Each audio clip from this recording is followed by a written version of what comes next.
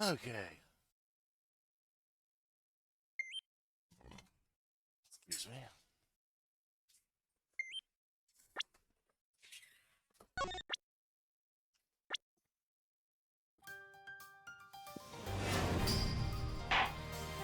Alright, let's continue.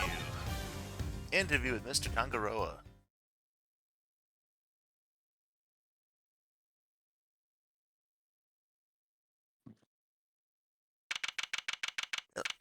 December 25th, 10 a.m. Attention Center Visitors Lobby.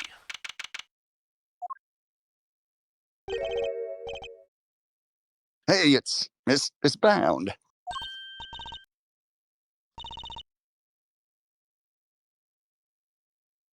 On. Oh, Mr. Fender, Mr. Edgeworth. I'm so sorry about what happened yesterday. She looks rather tired. Has Mr. Von Karma finished interrogating you? Yes, though he really only seemed interested in how I melted those sculptures. Are you here to see Mr. Tangaroa too? Yes, I'm terribly worried about him.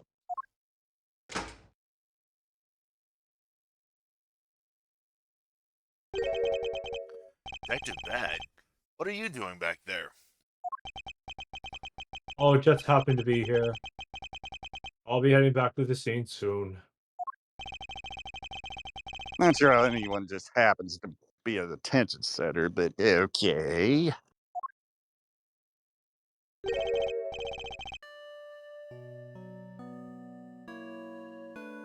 He ain't doing too well. No, he ain't. I think that's you, Jay. Good morning. Mr. Tangaroa, what happened to you? Oh no, Samson, what did they do to you? They didn't seem to want to let me sleep. I had no idea interrogations could be so involved.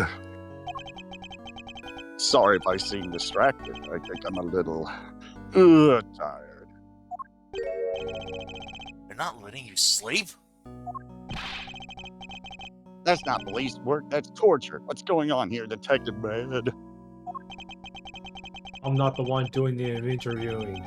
It's the guy they put on the case before me. I like Von Karma's methods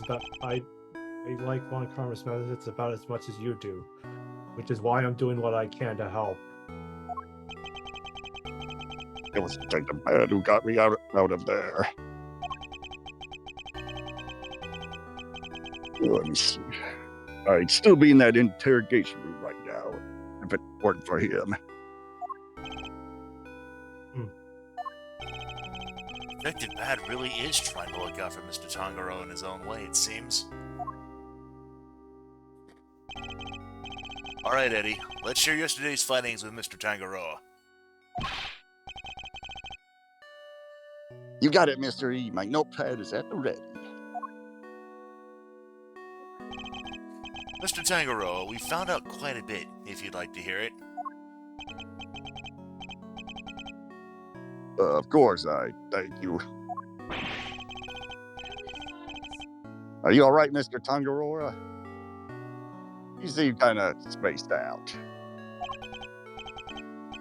I'm fine, I think my blood sugar might be running a little low. Samson. Do we have anything that might give him a little energy boost?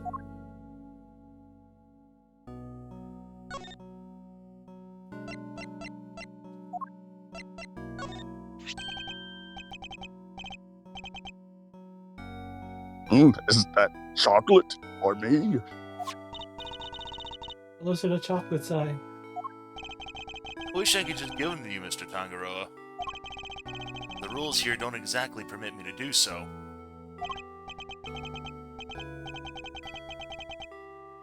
That's a shame. But rules are rules, I suppose.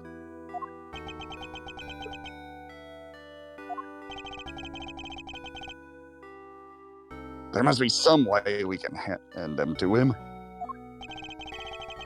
I hope Detective Bad is noting the meaningful looks in his direction. Yes. Let me take a look at them. If they seem legit, I might consider passing them on to the suspect. Thank you, Detective Bad. My hero. I'm touched. Thank you, Detective. Yeah, whatever. Just sit tight, all right?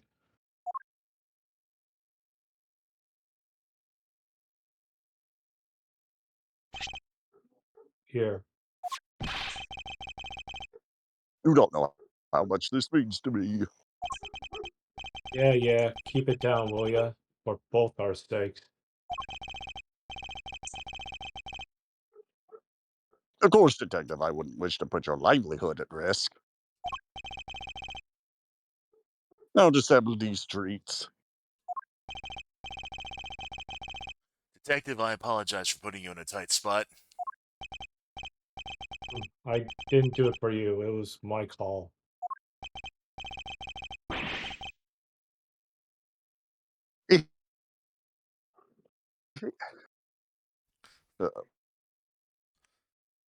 Say you cut out for a sec there.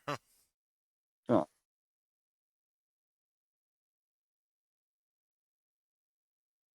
A second. Yep. Oh. Oh, Guess you're not such a bad guy after all. Wow. Yeah. Yeah.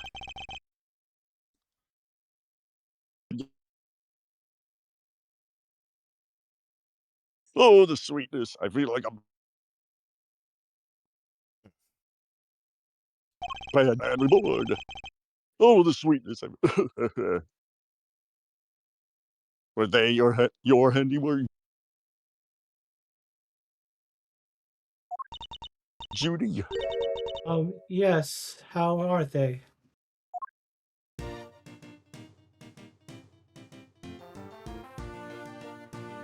Uh-oh.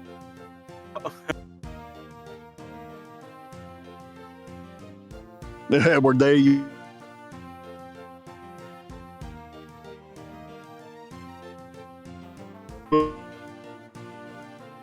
I'm not skipping this, Yeah. by the way. Yeah. Wait, Ben. Go to the dialogue box thing so it doesn't go further. It won't let me. Oh, it won't let you. Damn. Come, fruit and smooth. Delicious. Delicious. They're not exactly beautiful, but they're sweet and oh so flavorful. Thank you, Judy. The stream's being delayed by G because it is going as normal. Yeah. This is Tim. Final Fantasy 0.14, A Man Reborn. He got the rhythm to help you. I'm so glad you like them.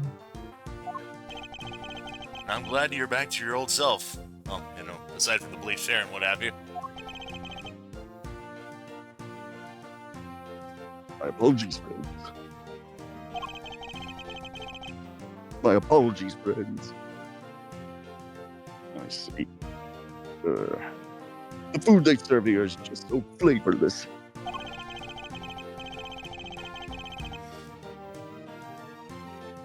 Let's see. Between that and the lack of sleep, I was about ready to collapse from sheer despair.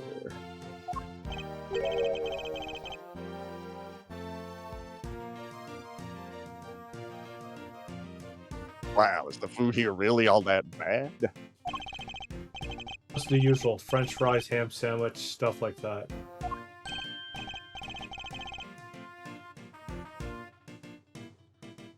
Yes. Oh, no. Yes, and yet I couldn't taste the thing.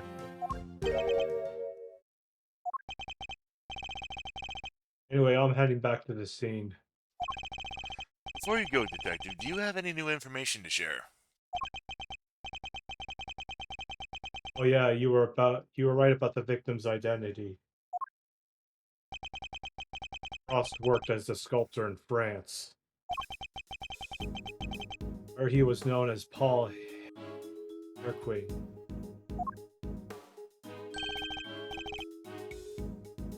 Artie Frost was Paul Harlequin. I never would have imagined. Or Herquay.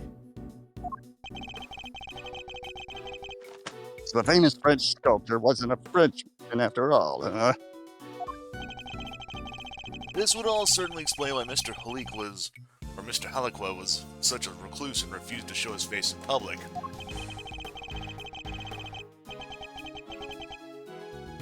He was busy working on his greatest masterpiece, apparently a bunch of Zodiac statues.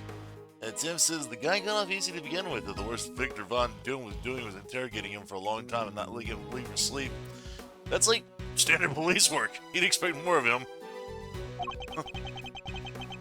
Guess he'll never finish them now. He never finished his greatest masterpiece? Nah, it seems he was making statues for each season. But he never got around to the winter constellations. Winter constellations? You mean Taurus and Gemini? So the two he made out of ice would have completed the set.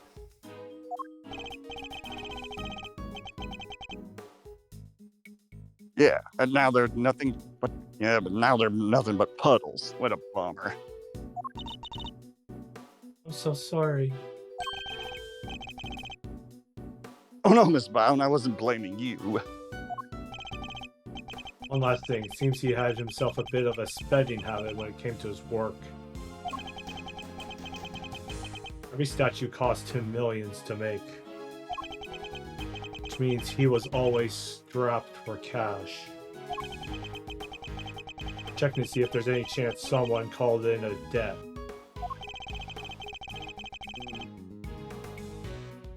It's not even famous artists. I guess not even famous artists are safe from money problems. You have any idea why he entered the confectionery contest? None. Guy didn't even tell his family. I see. Alright, I gotta get going. I'll go fetch another guard, but I can't be hanging around here any longer. Understood, Detective. We'll see you again shortly.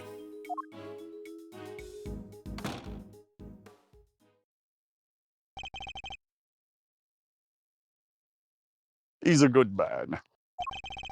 He certainly is. And an uncompromising one. Someone who can be trusted to stand up for what he believes in. And to scare the pants off of anybody new he meets.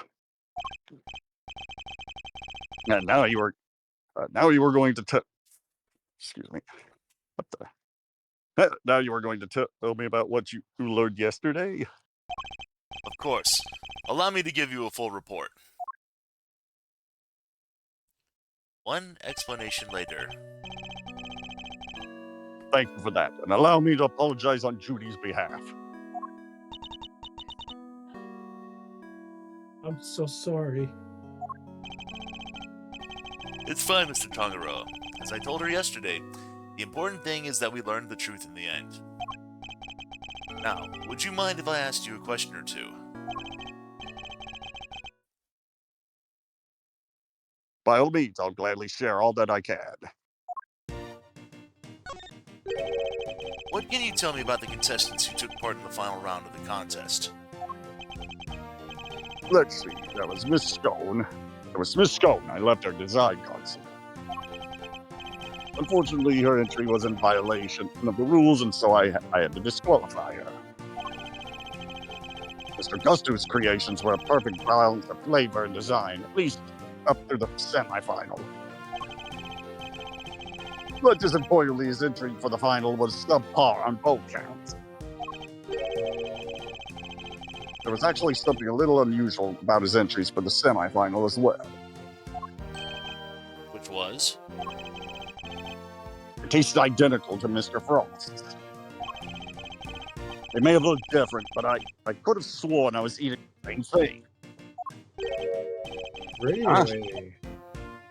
What exactly did his work look like?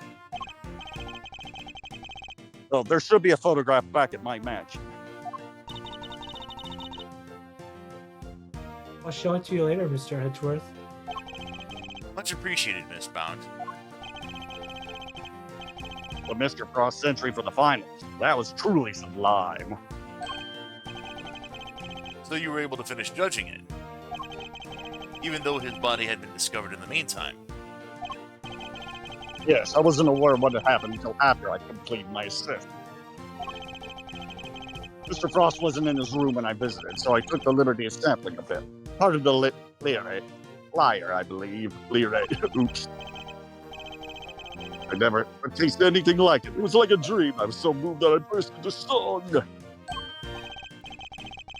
I'm sorry, but are you saying that the liar tasted good? I'd like to hear more about that if you don't mind.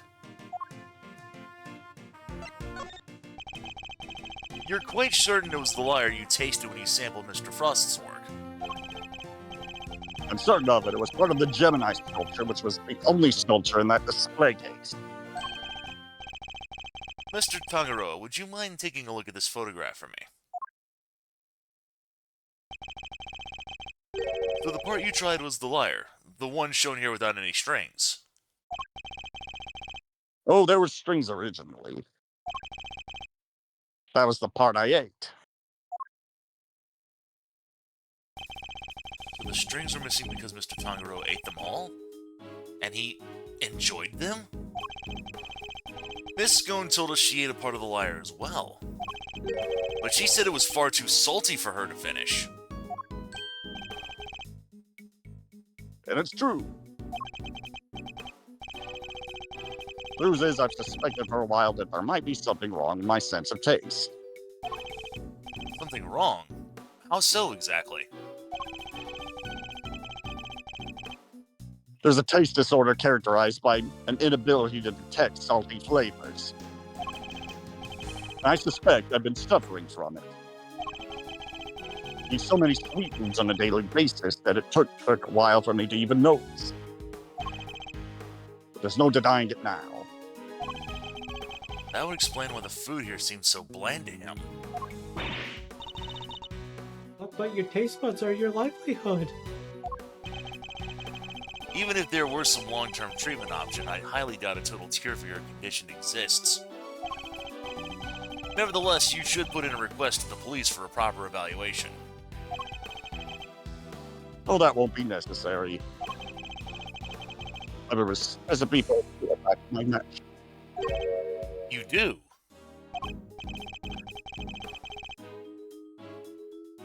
I do. You can take a look at that for yourself if you like. Vincent, we can't show that recipe just to anybody. Judy, Mr. Edgeworth is hardly just anybody. He's my attorney, and I have no secrets from him. Yes, you're right, of course, if that is what you wish. What on earth is this secret recipe for a miracle cure they've been hiding?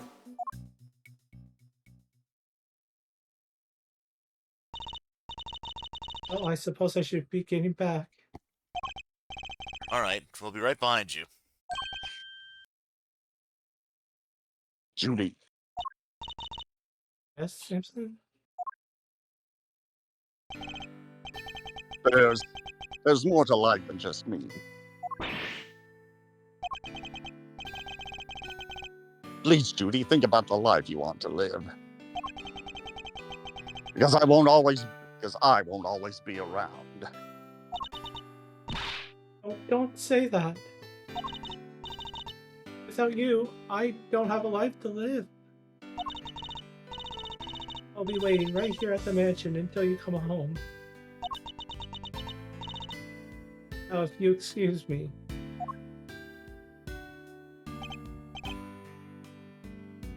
Wait, Miss Bound! Judy.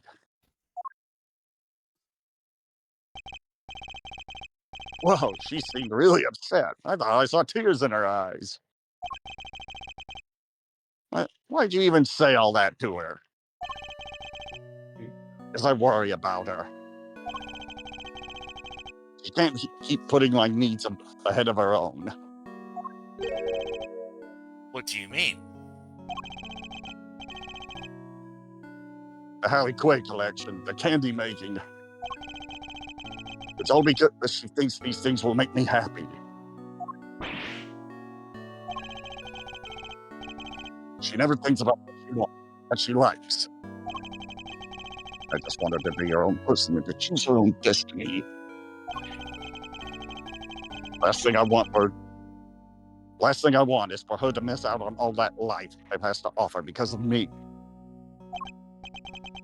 I guess that makes sense.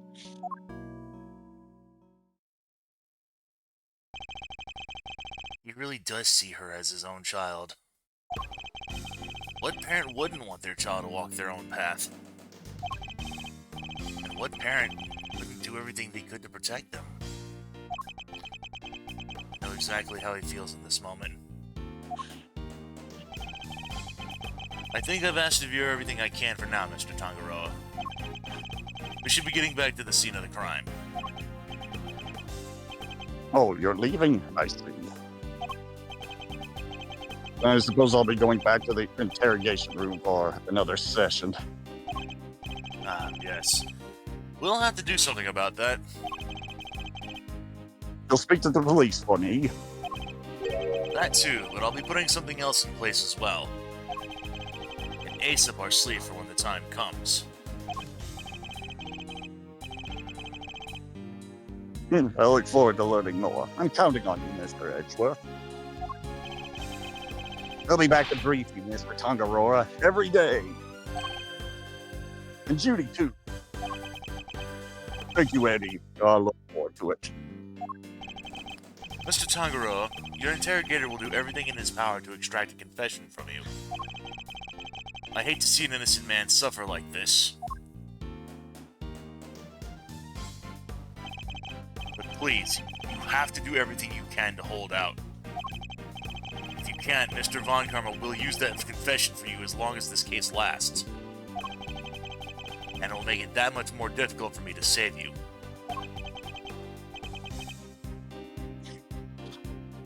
I understand, and I'll try. I won't give up until you're out of there, Mr. Tangaroa. You have my word on that.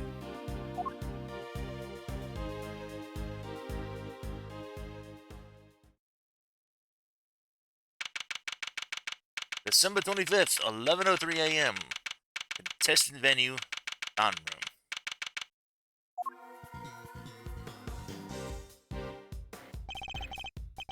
Detective Bad, thank you again for what you did earlier. Oh, darn it. Yeah. Yeah, things are done.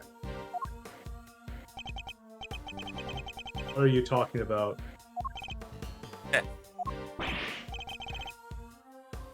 There's no need to be shy about it. Yes.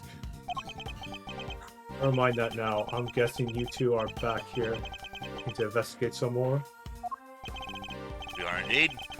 We'll need something solid if we're going to save Mr. Tangaroa. I hate to break it to you, but apart from this room, the whole place is on lockdown. What? But we need to see those other rooms. This is Mr. Von Karma's doing, I presume. Well,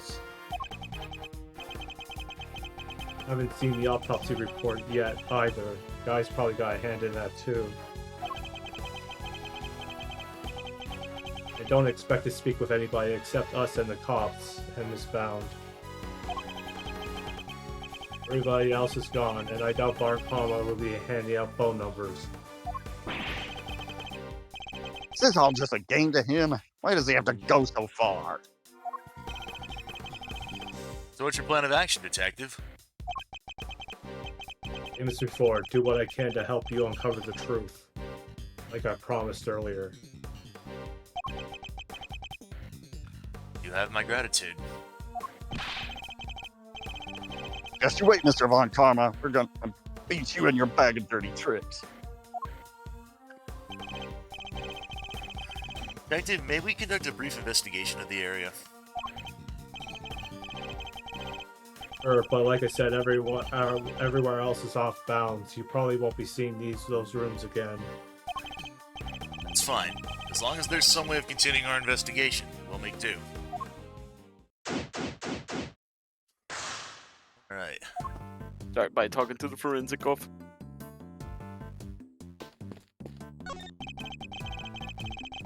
The statues on the fountain depict cherubs enjoying some chocolate fondue. All Harlequin's work, apparently. I hand it to him. They look so real. Detective, are you saying you've personally seen cherubs before? He's always poking holes in people's words. Did I do something wrong?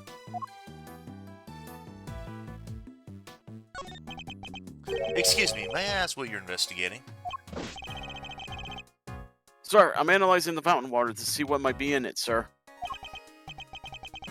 And what did you find?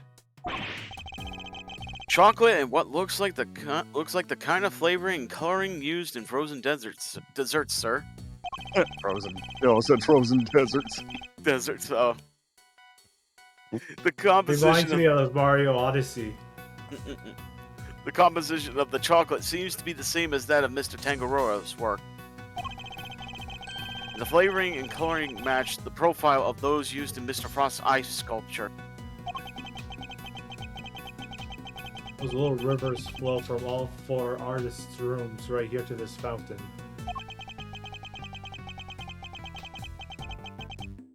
Guess that's how the stuff from the melted sculptures wound up in here. That's not all, sir. We also found blood. What? Why is there blood in the water? Think back to our investigation of the murder scene, Detective. Take another look at the scene in front of us, Detective. A very conspicuous pool of blood that should be here is clearly missing. You're right. Don't remember anyone mentioning they removed the blood along with the body.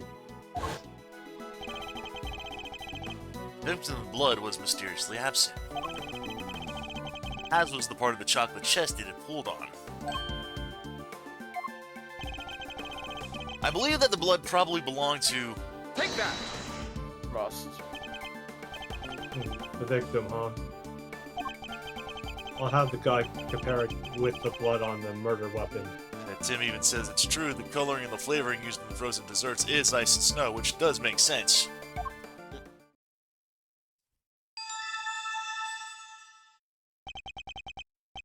The match. The blood in the fountain is Frost's. But why would someone want to send the victim's blood downstream and into the fountain like this?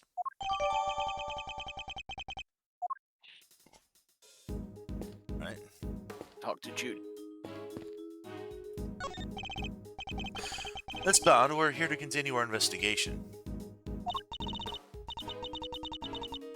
Oh, Mr. Edgeworth, I'm sorry about earlier. He's still looking kind of down in the dumps, Mr. E. You must have been greatly taken aback by what Mr. Tangaroa had to say. Found the photograph of this semi-final entries for you. Here, it's all yours.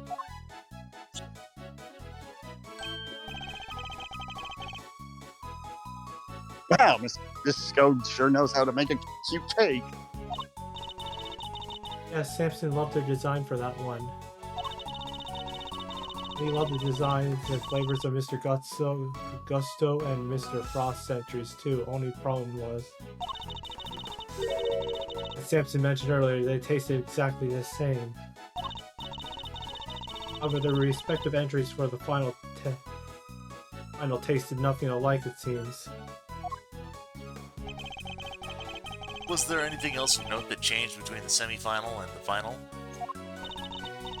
Nothing major, but I guess there was one thing. Mr. Gusto's son was always here with him throughout the contest. he was nowhere to be seen during the final. Now, why would his son come and hang out at the contest venue of all places? You're sure you're happy for us to keep hold of this? Of course, I hope it helps you with your investigation.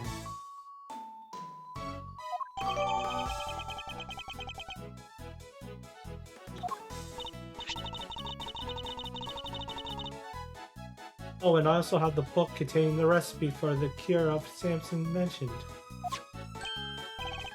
We've seen this book before. It was in the chocolate frame in Tangarora's room. That's right, he put it on display there so everybody could see the grand prize. What? The cure's in the ultimate cookbook? So, it's not a book of dessert recipes, I take it. Oh no, we told the contestants, of course. I guess no one told you yet. But the contestants all knew what the Ultimate Cookbook was this whole time.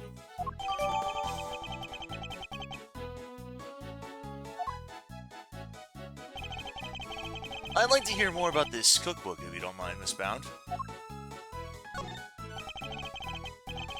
So if I understand correctly, the Ultimate Cookbook is actually a collection of recipes for different medicines? Exactly, or rather, fully new medications that haven't made it to market yet, to be precise. That makes it entirely why Miss Scone was in the contest for it as well. Yep. The right buyer of a pharmaceutical company, for example, it would be worth a fortune. But why make that the grand prize in a confectionery contest? Doesn't make any sense. Yeah, Tim says, I guess he was confident it was a pretty cure recipe. Judy, we need a cook! Mr. Tangaroa is the sole heir of the Tangaroa family fortune. Perhaps you've heard of the Tangaroa group? The Tangaroa group? Yeah, I think I've heard of them somewhere before. It's a major pharmaceutical cooperation. Sells all kinds of pills and poisons. Oh yeah, that new Cold Killer Pro has been making some real waves since it went on sale. I always reach for a cold killer when I'm feeling under the weather. Which is never, as far as I've seen. I'd like to hear more about the Tangaroa group, if you don't mind.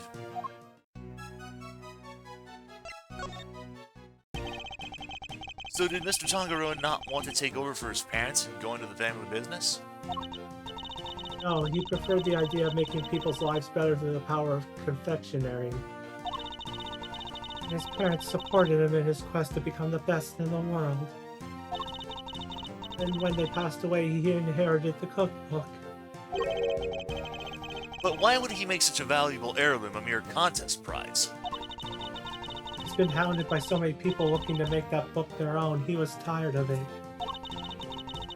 It would have been an insult to his parents' memory simply just to give it away. He decided to find someone he felt was worthy of it. I'll bet the board of directors loved that. Hand over the fruits of all their expensive research to someone else.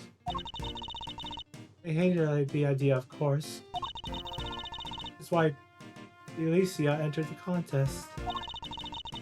The Tangaroa group wanted her to win the book back for them. So you knew she was a pharmacist all along? Yes, and not only that, I told her how to appeal to Samson's tastes. I tried to help her win. But why? I wanted to protect Samson by protecting the Tangaroa group. If the cookbook fell into our company's hands, the board would never forgive him. Huh, makes sense. I wanted to find a way to keep it in with the company, but in a way that Samson couldn't object to. But that's how Miss Scone managed to make it so far in a contest she had no business taking part in. But Miss Scone wasn't the only one pretending, was she? Mr. Frost wasn't really confectionery either.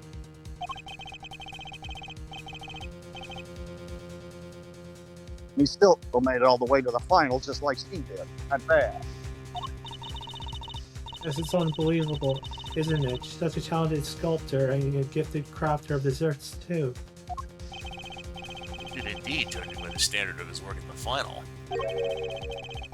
But how did one man produce pieces of that size and quality in such a short period of time? I'm not sure I have much more to tell you. If there's anything else I can help you with, I'd be happy to, of course. He's certainly very keen to ensure that she does all she can for Mr. Tangaroa. I could certainly use a cup of the tea you made us yesterday, if you wouldn't mind. I think that might help move the investigation along nicely. Oh, I'll have some too. Your tea is to die for, Miss Bound. Oh, how could I possibly refuse now? I'll bring it out right now. You know, I think that cheered her up a little.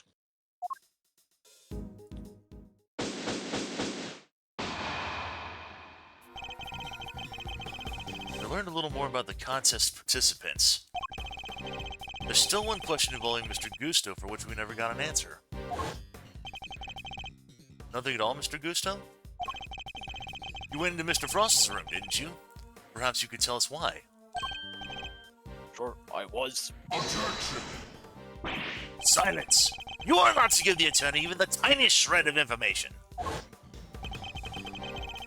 What was he doing in Mr. Frost's room? That's not all. I also have questions about the work he submitted for the semifinals. Confectioner who admits to lacking design sense, the sculptor with hidden spades. Mr. Gusto could not have hoped to win such a high-level contest by himself. Why I'm beginning to wonder if there was some sort of connection between him and Mr. Frost. Detective? I need to ask Mr. Gusto a few more questions. His story still doesn't quite add up for me. Neither do I. We need to figure out how to get in touch with him. I think this might be Von Karma. Oh, do you now? Yup.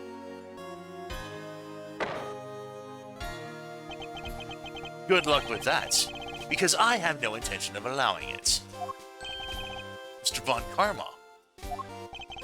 I am already in the midst of my own investigation into Gusto, so there is no need for the likes of you to pester him with the same questions again.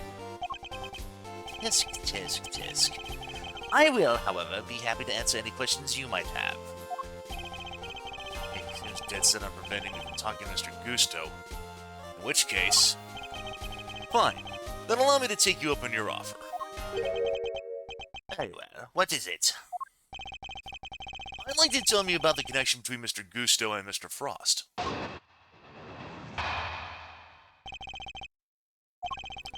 connection between Gusto and Frost. It was simply a matter of coincidence. They both happen to be taking part in the same contest. And that's all. That's all I have to say to you. What? But that doesn't help us at all. We'll have to confront him with evidence if we want to draw the truth out of him. And it's imperative that we do. He's clearly hiding something. So the semi-final entries and the second statement.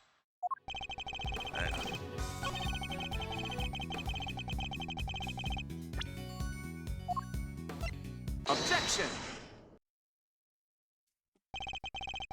I wonder if you could look at the two confections in the foreground for me, Mr. Von Karma. They were made for the contest's semifinals. Both are quite exquisitely crafted. Wouldn't you agree? Get to the point. As the nameplate suggests, these were Mr. Gusto and Mr. Frost's entries. Mr. Gusto told us that the confectionery design was far from his strong suit. And yet his work in the picture is just as impeccable as Mr. Frost's. Exactly as good, in fact. We learned from another witness that their two entries also tasted exactly the same. Objection! What are you suggesting? I'm suggesting that they were helping one another out. Let's take a closer look, shall we? While at first glance the two maybe appear to be superficially different, it soon becomes apparent that there are significant similarities to how they were put together.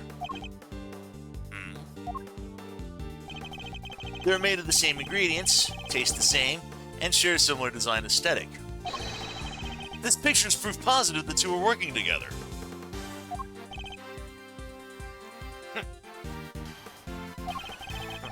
If you figured that much out, I suppose there's little point in denying it. Mr. Von Karma knew all along they were cooperating. But I will warn you, none of what you're about to hear will be to your advantage.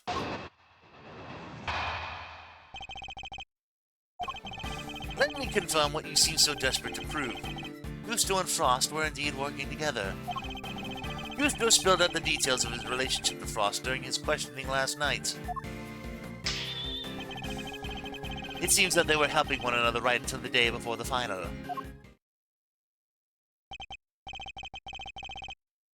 And Tim says, basically, literally everyone is some kind of imposter with an agenda.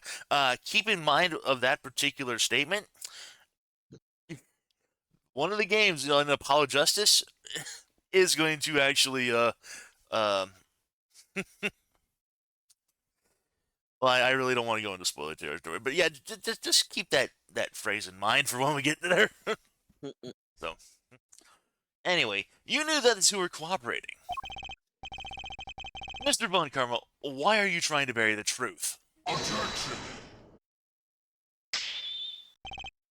Please, enough with the petty slander. I merely wish to avoid you poking your nose around before I can provide proper context in court. It simply slipped my mind to explain that to you. Doesn't explain why he's being so slippery with the facts, though. I need to figure out what it is he's hiding. I can't let things end like this. Press the third stage.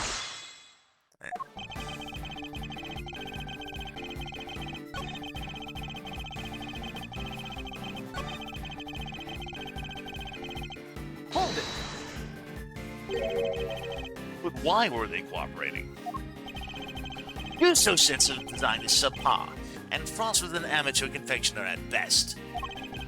Neither of them stood a chance of making it through the contest alone. So what was their endgame? Why cooperate until only the day before the finals?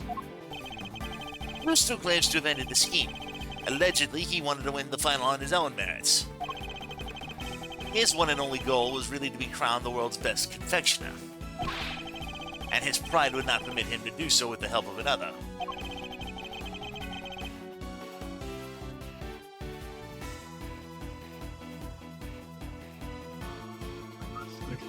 Cheaters can only ever win hollow victories, I guess. I was under the impression that the collaboration had only lasted through the semifinals. But I'm starting to think it might have not lasted up through the final itself. Mr. Von Karma, I'd like to ask you some more about how long they worked together for, if you don't mind. If you must.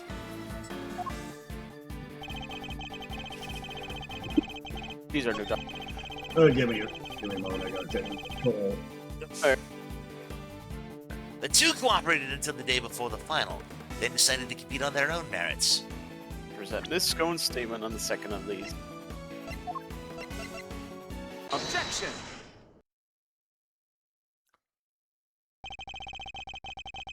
They weren't working together during the finals. I find that a little hard to believe. Miss Scone is on record as having described Mr. Frost's creations as scrumptious. And while he was certainly skilled, I doubt even he could have become a world-class confectioner overnight. It seems far more likely to me that he and Mr. Gusto were still cooperating during the finals. Objection! Hey, Jay. Hi, Joy. How many times must I explain this to you? Assertions require proof, and one person's entirely subjective statement is not proof of anything. Besides, even amateurs can occasionally make delicious food. Perhaps Frost was simply lucky. My wife, for example, is an amateur whose cooking puts first-class chefs to shame. How is that not an entirely subjective statement? Furthermore, you are ignoring another crucial part of the pharmacist's testimony. Namely, that she also described some of Mr. Frost's work as being unbearably salty. In other words, your evidence actually shows that Frost failed to produce the perfect confectionery.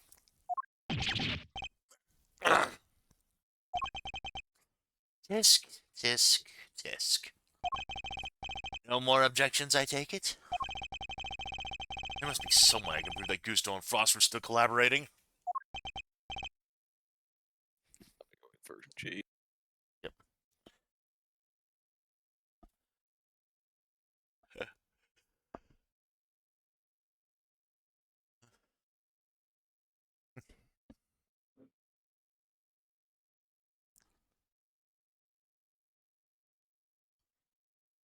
I might go quick drink. I'll be right back. Yep. Well, I might want to do that myself in a few minutes.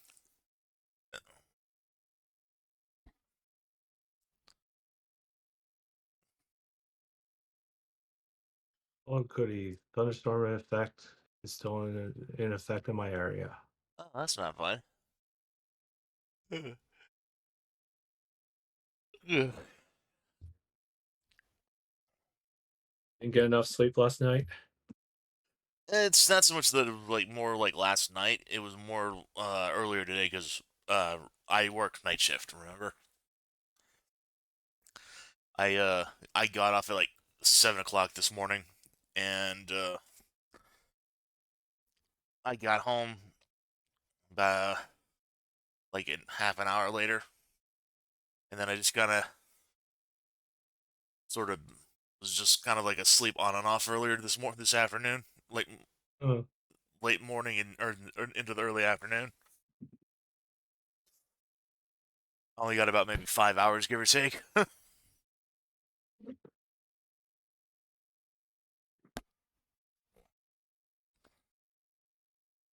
Yeah, I was. Oh, Mr. E. There's something that's been on my mind. Yes. What is it, Eddie?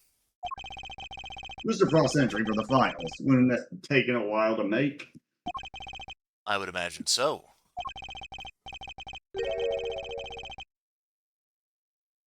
Making flavored water, freezing it all, and then carving 2 whole sculptures.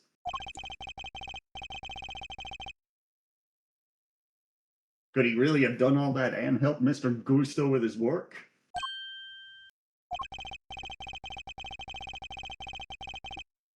If it was me, I'd have barely gone as far as the setting the flavored up water up to freeze part. I just can't see how Mr. Frost could have pulled it off.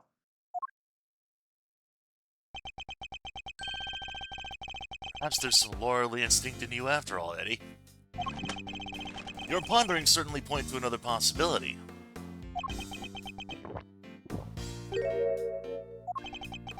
Eddie's right. Mr. Frost would have needed to freeze his own large blocks of flavored ice to create his art. And there wouldn't have been time to do that during the contest itself. So what Mr. Frost must have done in order to finish his flavored ice entry... So what must Mr. Frost must have done in order to finish his flavored ice entry within the time limit? Make the ice the day before the final. He must have made the flavored ice the day before. Then all he had to do was sculpting. What are you muttering about now? Oh, I'm sorry. I just realized something, that's all. I realized that you're correct. What? Mr. E? I hope you know what you're doing. Well, accepting defeat at last, are we? Yeah. The only thing I'm accepting is that perhaps one of the things you said was true. They were helping one another right up until the day before the final. Then, just as you said, the day before the final really did mark the end of their collaboration. Mr. Frost's entry was carved entirely from blocks of flavored ice. ice which would have needed at least a day to freeze, and whose flavors would therefore have already been prepared by Mr. Gusto. Yes, which lines up perfectly with what Gusto told me, that he held Frost until the day before the final. In that case, why didn't Mr. Frost reciprocate and help Mr. Gusto in return? Objection. I can hardly be expected to read the minds of the dead. Objection. Perhaps not, but I imagine Mr. Gusto could tell us. So why don't you let us speak with him?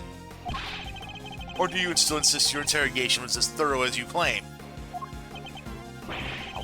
How dare you call my methods into question? That's not my intention. I just don't understand why you would have struck a perfectly valid line of inquiry. Give me one good reason as to why you're keeping Mr. Gusto from me. One good reason? Certainly. The how and why of Frost and Gusto's collaboration has absolutely no bearing on this case. Objection. How can you possibly say that with any certainty? If their relationship had broken down for some reason, that could very well have been the motive behind this murder. Objection. Could it indeed? Then why did Gusto himself tell me all about it? Why did the man who seems so keen accusing share the details of his collaboration with the prosecution? Please tell me you have some proof to back up your preposterous suspicions this time.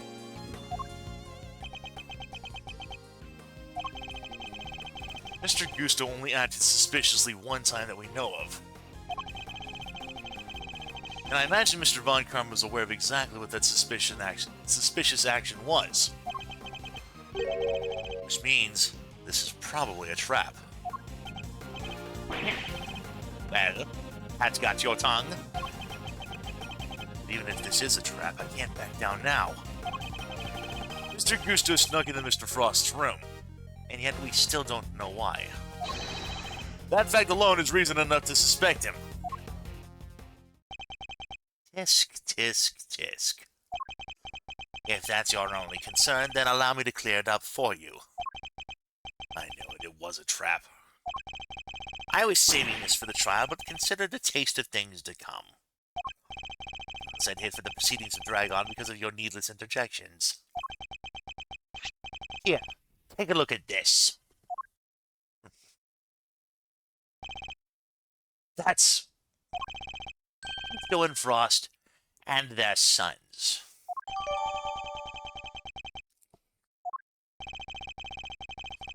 Gusto snuck into Frost's room in order to retrieve this photograph.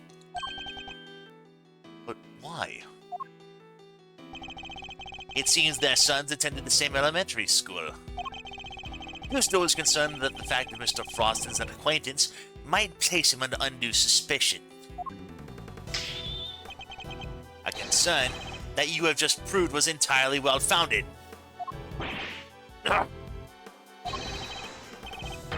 Those actions make perfect sense, and you have given me no reason to believe otherwise. No!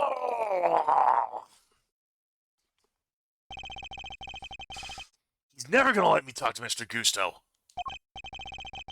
Now, if you are quite done obstructing my investigation, I have things to be getting on with. I have places to go, people to murder. Good day, sir. That smart, self-righteous jerk. I'll give him something to be getting on with. What do we do, Mr. E? Mr. Tiger almost finished and we can't figure something out. Needs to be getting on with. What exactly could these things be? It's a body, a murder weapon, and a suspect in custody. The prosecution means to pursue Mr. Tagaroa. Surely they have all they need. So why is Mr. Von Karma still investigating the scene of the crime? Want something on your eye, Mr. E? We're missing something. Something important. Mr. Von Karma has everything he needs to proceed with the prosecution of Mr. Tagaroa. And yet he still doesn't seem entirely confident of his case. If he was, then why refuse to share information with Detective Bad? Who else? I haven't seen the autopsy report either. I's probably got a hand in that too.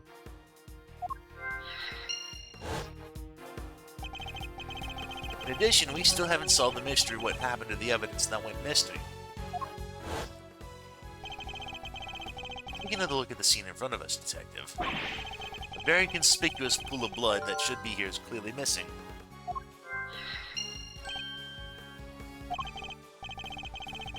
You're right. Don't remember anybody mentioning they removed the blood along with the body. Evidence that turned up not in Mr. Tangaroa's room, but in a most unusual place. It's a match. The blood in the fountain is Frost's. So there were no traces of Mr. Frost's blood left in Mr. Tangaroa's room.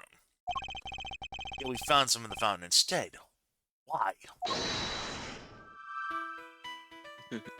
Blood in the fountain to the missing victims.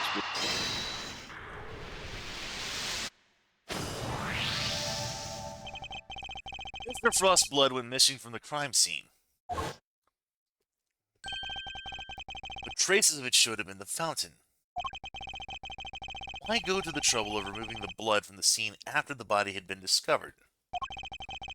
And why only the blood?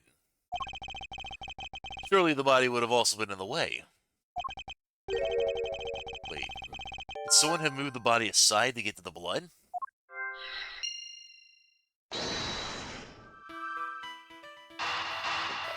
Yep.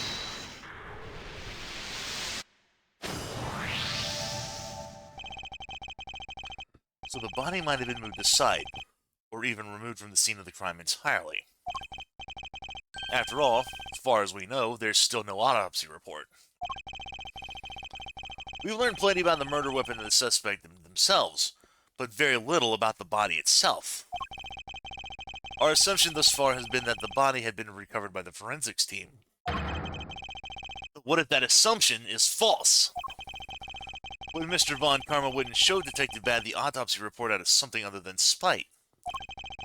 What if we've been thinking about this the wrong way around all along?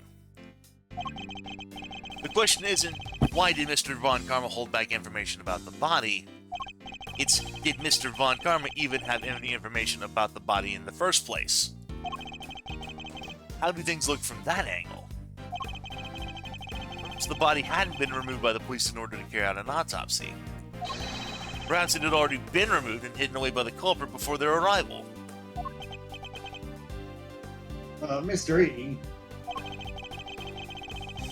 We both heard the rumors about Mr. Von Karma's questionable methods. Fabricated witnesses' statements, shady deals, forged evidence even. Sure, everything's heard about that, but what's that got to do with us right now? I would never judge a person on the basis of rumors alone. Even Mr. Von Karma. I've tried my best not to let my preconceptions color our interactions with him. Nevertheless, it appears he may be willing to twist the truth to his own ends.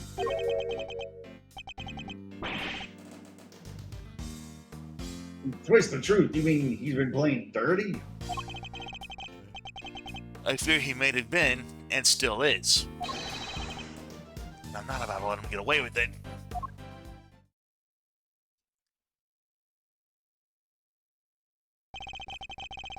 I'm returning to the prosecutor's office. Don't breathe a word about anything to that infernal attorney. Yes, sir. Hold it.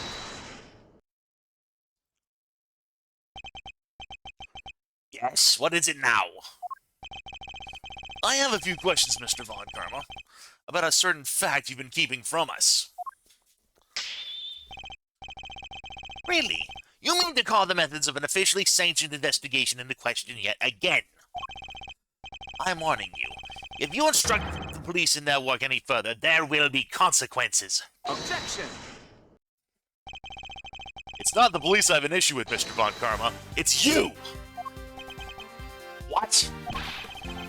Isn't it on the prosecution to work out who the real culprit of a crime is? What foolishness is this? I'm sorry. What foolishness is this? No intention of debating what the prosecution's role is or is not with the likes of you. But let me make one thing clear. My job is to identify suspects and ensure that every last one of them is convicted at all costs. Believe me when I say I leave absolutely no room for doubt when I present my perfect, unassailable cases. Objection! And how far would you go for your perfect cases? Would you create facts out of whole cloth, perhaps? And I thought you had outdone yourself already. But now you intend to accuse me of fabricating evidence? I do. Because it's why you've done nothing but hinder Detective Bad from doing his job at every turn. What are you talking about? You didn't shut him out of the investigation because you wanted him to keep an eye on us. You did it to stop him from finding out you don't have the body. What? He doesn't have the body? Objection! Ridiculous! You're clutching at straws! I will tolerate no more of your preposterous slander. You'll allow us to examine it. Prove me wrong, if you can.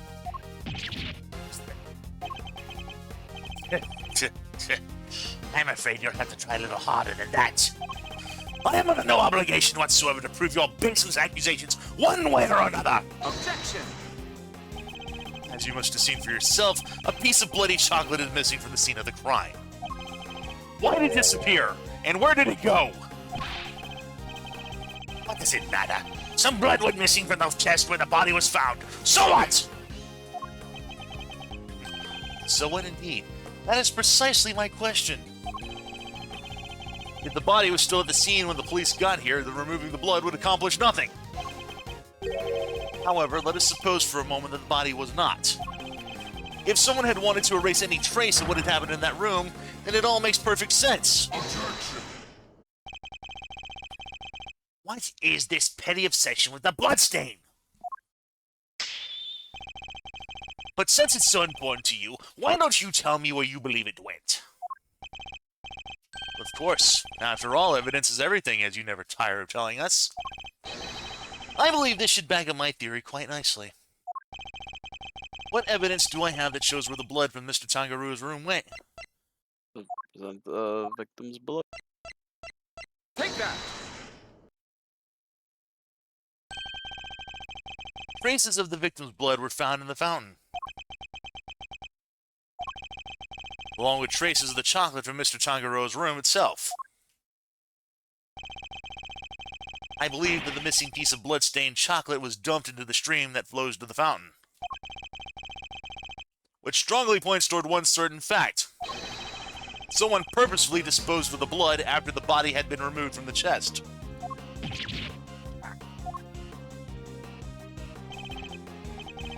Mr. Von Karma, where did you find the body? You didn't find it, did you? Answer me! Where did you get your hands on that kind of evidence? Neither the authority nor means to carry out that kind of analysis on the fountain water? No, but I do. Curse you, Bad! You've been a thorn in my side from the moment you were assigned! Well, no longer! As of now, you are officially off the case! I was barely on it in the first place. Mr. Von Karma, you still haven't answered my question. Will you admit it? Will you confirm that no body was ever recovered? Yes. It's really quite the claim, you know. One that you'll never find any proof of, I'm afraid. What must I do to get an answer out of him? Now, if you don't mind, I have given you quite enough of my precious time already. I look forward to destroying you in court, Gregory Edgeworth. Your precious logic and theories won't save you then. Nothing will! Mark my words, Mr. Von Karma. Your methods will be your undoing. No matter how you try to hide the truth, I'll bring it all to light in the end.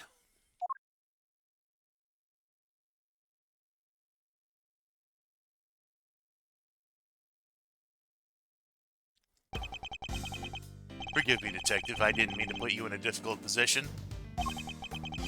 Don't sweat it. It was always going to end up this way. Honestly, nobody's ever sidelined me the way he did before. First time for everything, I suppose. No, I think you might be right about the body being missing.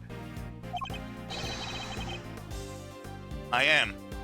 And I'll prove it in court. Well, if there's anything I can do to help, just say the word. Since, you know, I'm off the case now. That's very kind. And I'm sorry to keep asking favors of you, Detective Matt, but there is one more thing.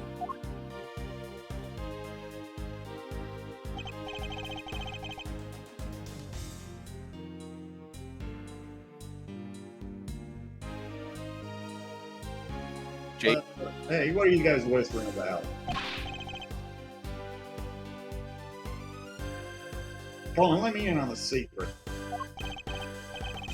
All right, Eddie. The detective and I were just arranging a little insurance for the trial. I think we have enough to see Mr. Tangaroa acquitted. But I'd prefer to have an ace in the hole, just in case.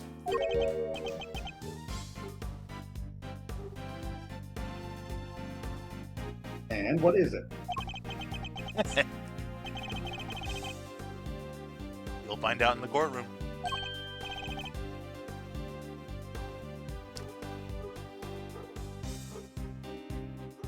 What? Hey, what? You're letting me join you?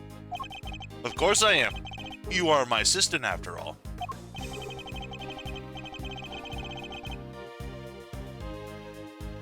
I'll be more than that by next year. I'll be a full-fledged attorney, you know.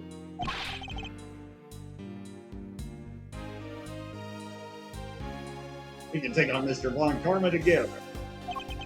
Indeed. Though I'm hoping we'll have freed Mr. Tangaroa by then. But if we're up against Mr. Von Karma, I guess we can't rule out the possibility that this might take some time.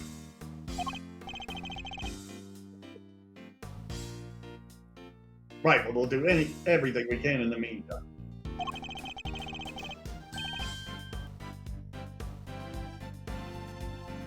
I know you can beat Mr. Von Karma, Mystery. I believe in you.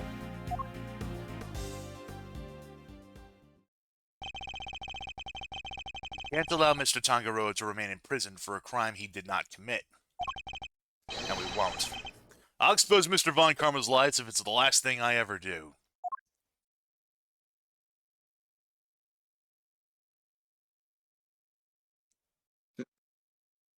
boy, to think that that Bad had to like work with Von Karma after all these years after his death. Yep.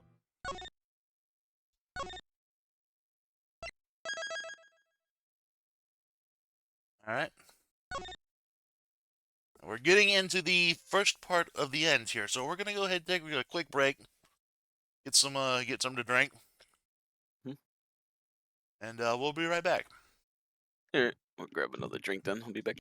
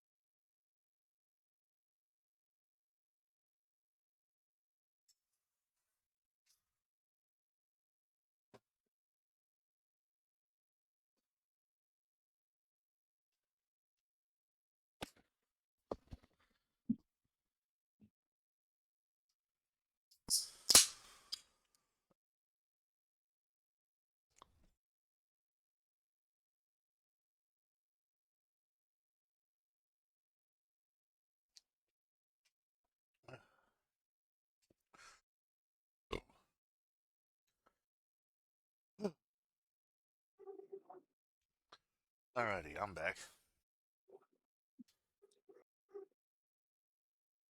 Mostly.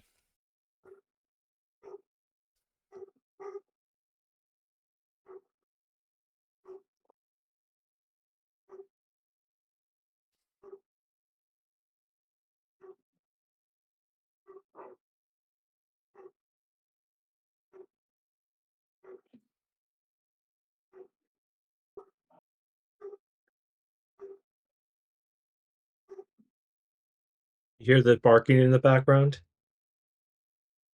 Yeah, a little bit. Yeah, she's either misbehaving or she sees something outside.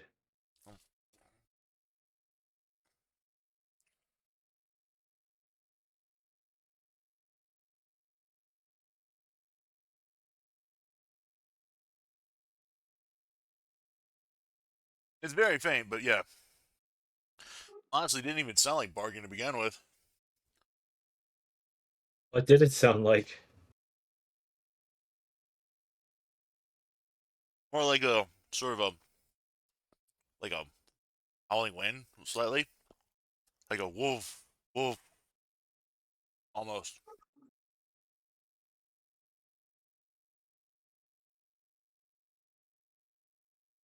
Just enough to make me question, like, is that a dog I'm hearing, or is that just my imagination?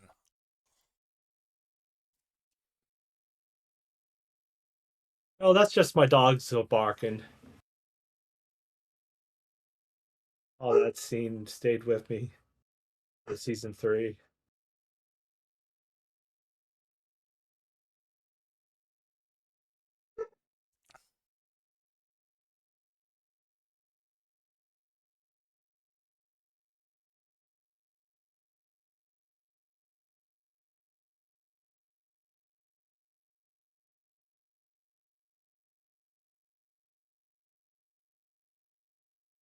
Alright, I'm back. All right. We're all back then. Yep.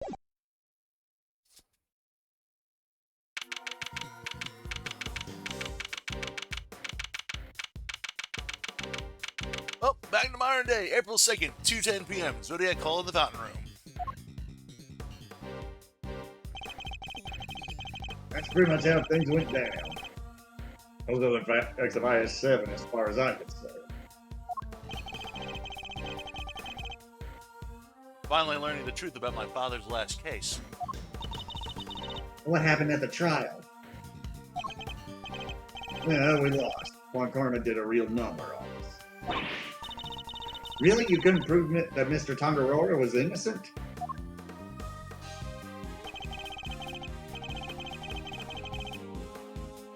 Oh, we could prove it all right. Had a decent little pile of evidence in our favor.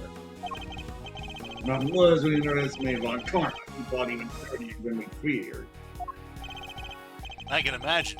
Secure a conviction at all cost. That was always his guiding principle. Yeah, ain't that the truth? Well, we've seen how he acted in Ace Attorney. Anywho, the trial dragged on and on. The whole thing took about a year in the end. Never forget the day the verdict came down. December 28th that following year. April now, so, mama, we're talking about 17 years ago. I'm sure does fly, huh? December 28th. I was there that day 17 years ago, sitting in the courtroom gallery. Just before the trial got started, Gregory noticed that Samson was looking even worse than usual. Turns out the poor guy finally reached his limit. It was so bad he even said he wanted to be found guilty.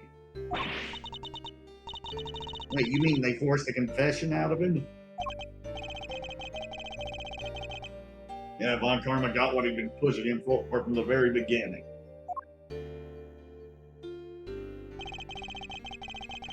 When Gregory tried to stop the bombshell about there being no body to speak of, he learned that Von Karma used the power of police to head him off at the pass.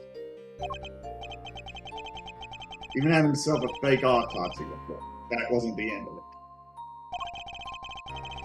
Von Karma had gotten Samson to falsely testify against himself to bring an accessory to murder in court. Combined with his confession, the poor guy's goose was very well and truly cooked. But Gregory still had his ace in the hole, though.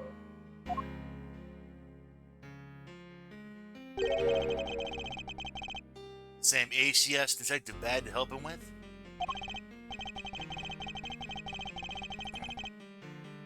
Exactamundo. He knew he needed one last card to play if they squeeze a confession out of Samson. So he had Bad record all of Samson's interrogations. Guess Detective Bad really wanted to know the truth too, huh? We all did, but he was a trooper. Stayed with the case even after Von Karma took him off of it. He's tied up in some other big case too. Good old Bad. They don't make him like that.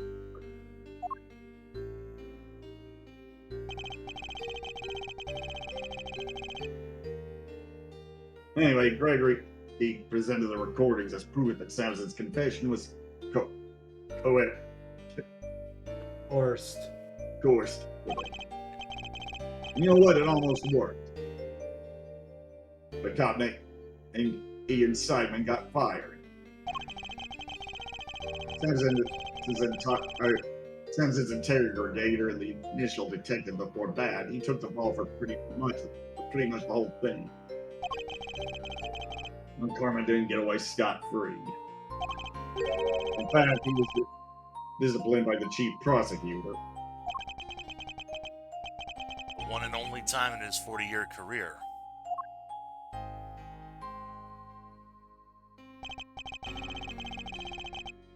Still, Samson himself couldn't stomach another day in court. So when that guilty verdict came down, it didn't just signal the end of that day, but a whole sad affair. I don't remember a lot myself, but my father's face when they declared Mr. Tangaroa guilty. I was a young child at the time, but even I could tell how much he was hurting inside.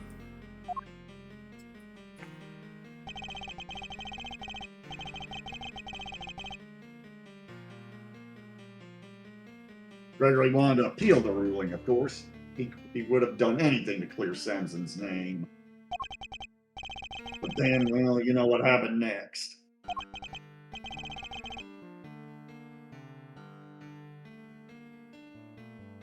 Poor guy, he never got the chance.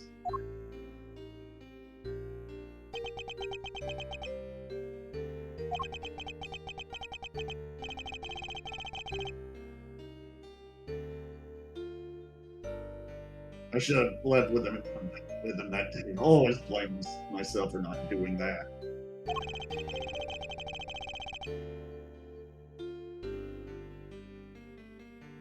But I shoved that aside and obsessed over something else instead.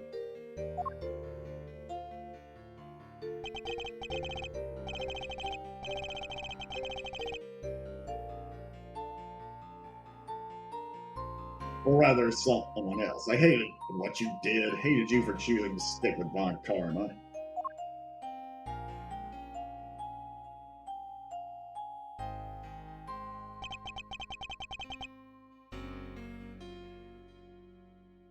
I hope you can forgive me. You had every right to hate me. I went on to become a prosecutor as planned, and that's when Mr. Von Karma showed me this case file. According to these records, Mr. Tangaroa is convicted as the main culprit in Mr. Frost's murder. Nope, that's not right. Samson was convicted as an accessory to murder. Strange. The file clearly states he was the perpetrator. Plus, I'm fairly certain that all of Mr. Von Karma's cases were successfully solved. Mind if I take a peek at those? This file's been doctored. The part about the verdict, it's been changed. What? Here, feast your peepers on this.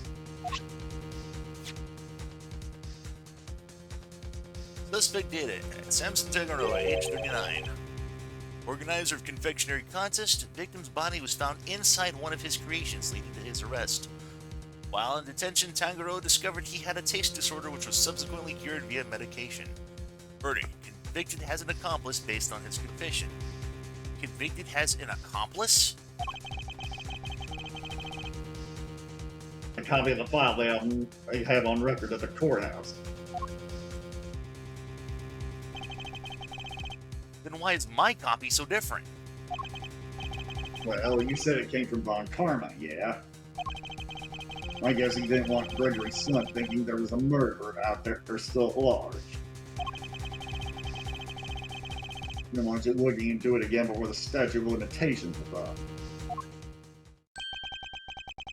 So everything I believed about the case was a lie.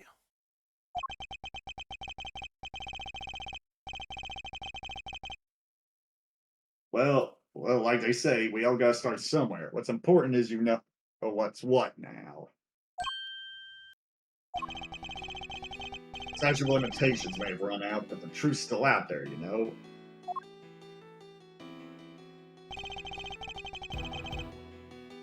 Inherited Samson's case when your old man passed. Prosecution handed it off to somebody else, too. The great Von Karma wasn't going to bother facing up against a rookie like me, was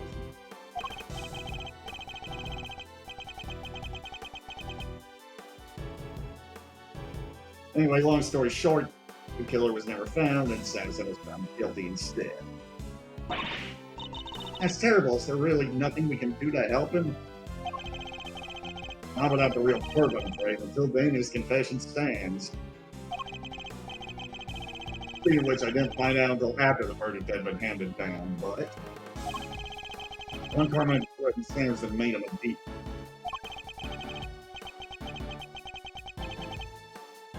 Told him if he didn't confess, he'd make sure Judy was convicted instead. How could he? Samson knew there was no way Judy could have done it, of course. But he wasn't going to take any chances, so he did what he was told and confessed to keep her safe. Now riddle me this, Milesy boy. Why do you think your Uncle Eddie just happened to be in the prison the day Bronco Knight died? Ah, that's right. You were there to see Mr. Tangaroa. Bingo. You and I both promised we'd visit him every day. Quite keep that promise. But Judy did. She never missed one visit in all these years. Come rain or shine, she always showed up. None of that changes the fact that Samson is still being unduly punished day after day.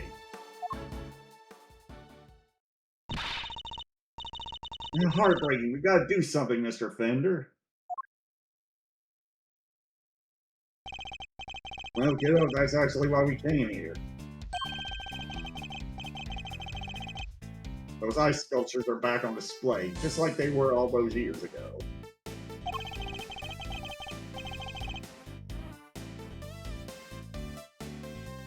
And we're going to see what we can find out. Right, Miles Arino? I'm a prosecutor, Fender. I don't look at these things in the same way as you or my father did.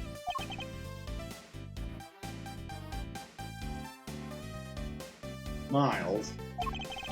That doesn't matter right now. Speaking not as a prosecutor, but as Miles Edgeworth. I want to know the truth behind both of these cases. And I'm not leaving until I do.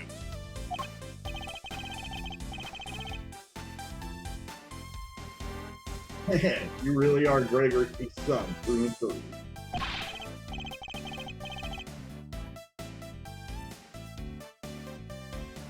Alrighty then, now that's sorted, we can really get to work.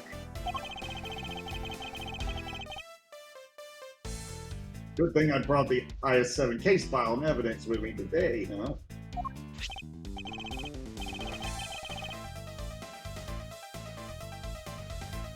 But here, documents first. Who doesn't love paperwork, am I right?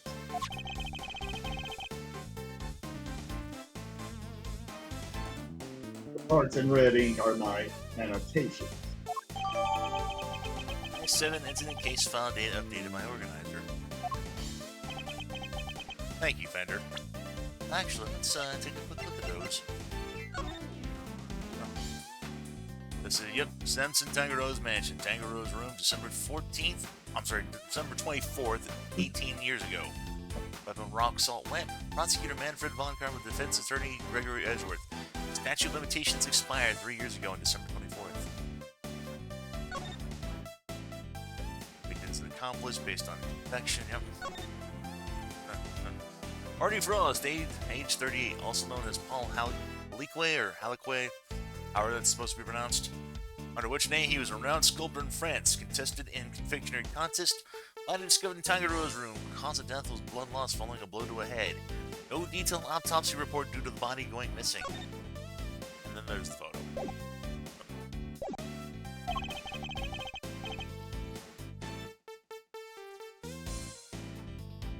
Here's some evidence. And here's some evidence for you. Enjoy.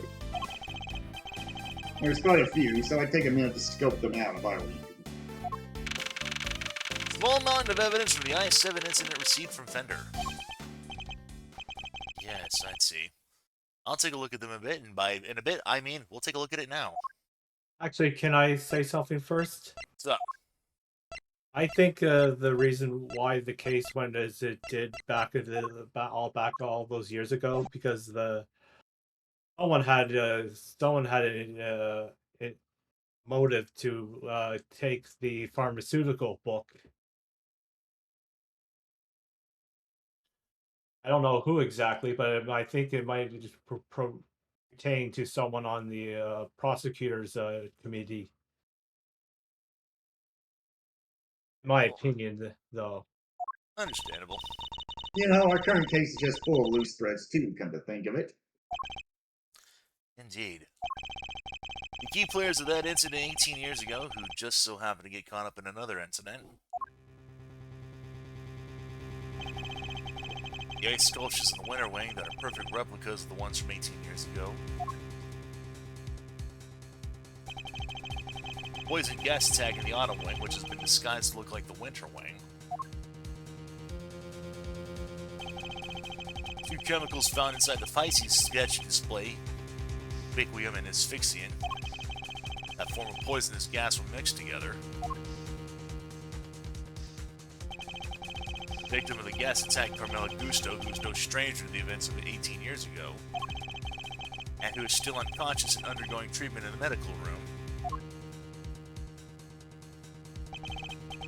And finally, we came to the body floating face down in the fountain. The fact that the ice sculptures have melted, just as they did all those years ago.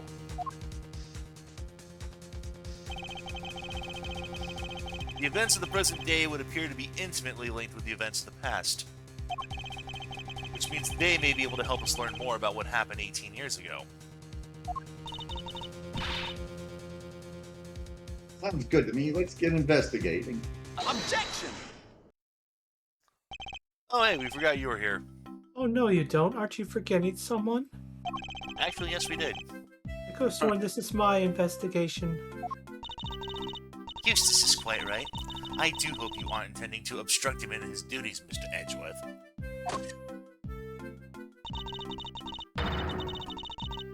Tim says, and no one seems to address the note that it said that Frost didn't have time to make the winter sculptures, and yet they were made nevertheless. Oh. I would hate to have to add a guilty to my report to commit to the committee. What am I guilty of now? Of course not. I'm simply offering once again to do what I can to help with the investigation. Your offer is duly noted and duly rejected. He isn't pulling any punches. The identity of the body from the fountain is currently being ascertained. It is only a matter of time till we have all the information we need. Perhaps I can help you speed that process along. I think I have an idea of who our mystery victim might be. Really? Then you have to tell me. It's the law. Very well. Maybe it isn't just the ice sculptures that have resurfaced after 18 years. The body in the fountain and body in the fountain may also be a visitor from the past. I believe that's Artie Frost. Take that! I believe the body in the fountain is that of the man who was murdered here 18 years ago. Mr. Artie Frost. What? You're saying that was poor Chili Wink? Wait, who the heck is Chillywink or Artie or whatever it is you're talking about? Artie Frost is a famous sculptor, Eustace. Although he was better known as Paul Haliqui. The sculptures on display here are all of his works. Oh wait, sounds like he did well for himself. Always good to encounter a fellow winner. Mr. Frost was also the victim of the IS-7 incident. Judge Cavell knows about IS-7?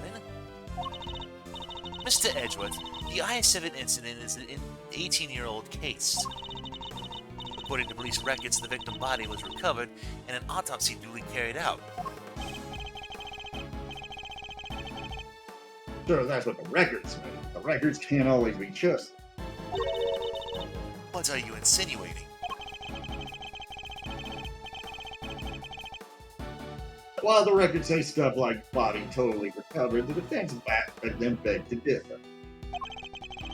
Not that it's about the prosecution studying the found heart.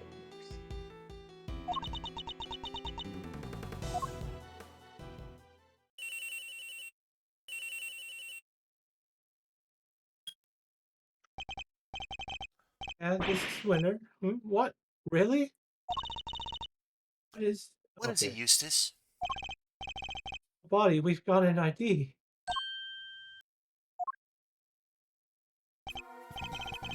Some sculpture called Frost or something, so I guess Edgeworth called it?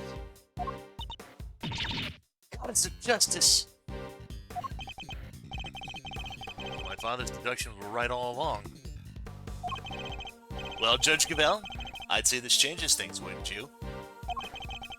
Perhaps now you'll admit that I might be of use to this case. More than a certain junior prosecutor, anyway. Eh, no fair. You're trying to steal the win. I'm doing no such thing. All I want is to uncover the truth. And if I were going to get to the bottom of what happened here, we'll need to work together. We do not need to do anything, and you do not need to know the truth. This case is none of your concern. Objection! There, Judge G. I think you might be wrong about that. Another of your interruptions, Mr. Fender? Yep. See, I was on the defense team for IS-7, so this case is very much my concern. I was one of the piston kids pushing the theory that the body had actually gone missing. The prosecutor at the time made the process law, but you can't deny the testimony of your ally. I'm gonna put it on a little more bluntly. The prosecution's case was rotten from the ground up.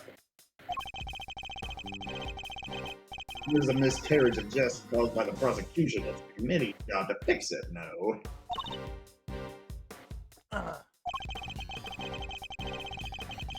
Who better to help you unpick the mess? And who better to help you unpick the mess than someone who was there at the time? Unless you had an ulterior motive. Judge Cavell seems to know the facts of the IS-7 incident in some detail. In which case, I suspect she must be here on the committee's behalf. No connection to the case is noted, Mr. Bender, but I fail to see how it concerns Mr. Edgeworth.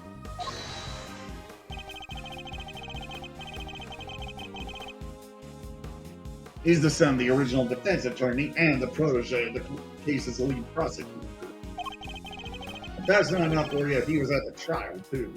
I think it's just possible he might have a little something to bring to the table, don't you?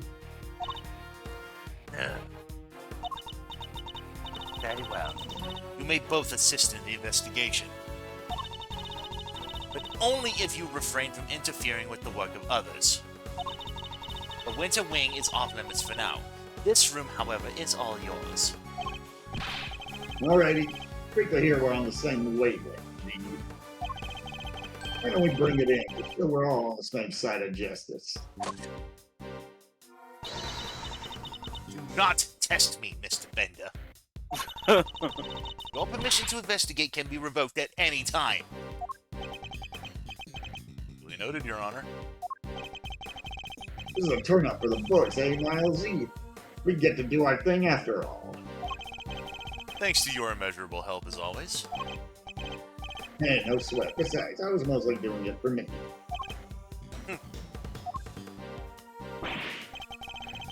Okay, I'll be investigating my own thing, so just holler if you find something interesting. I will.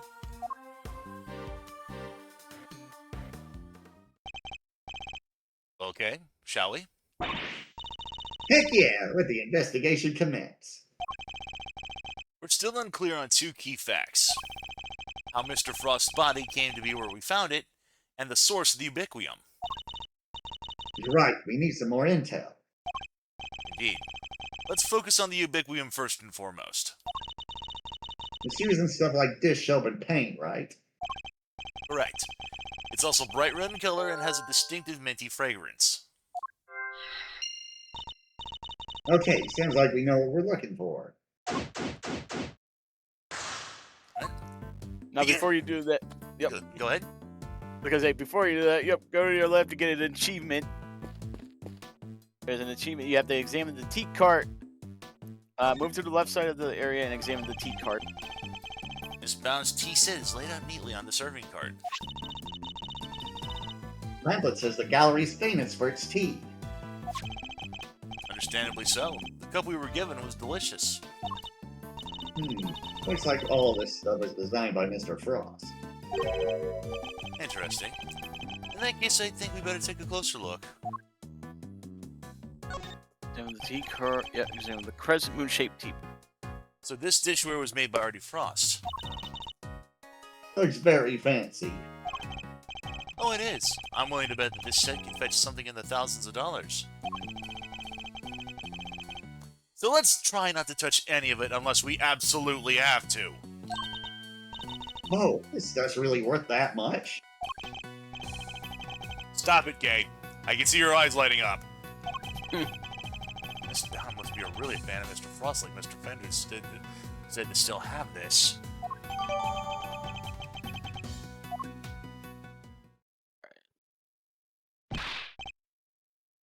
Hey, Edgy! Oh, what is it now? You be careful of that teapot, you hear? Now, why is Larry so concerned all of a sudden?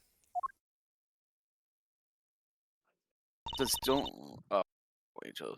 100 guests. I can pour you a cup if you like. Bound.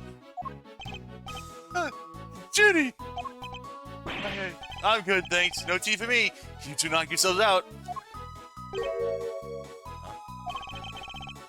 Thanks for the offer. Yes, why not? A quick break wouldn't hurt. I was going right on.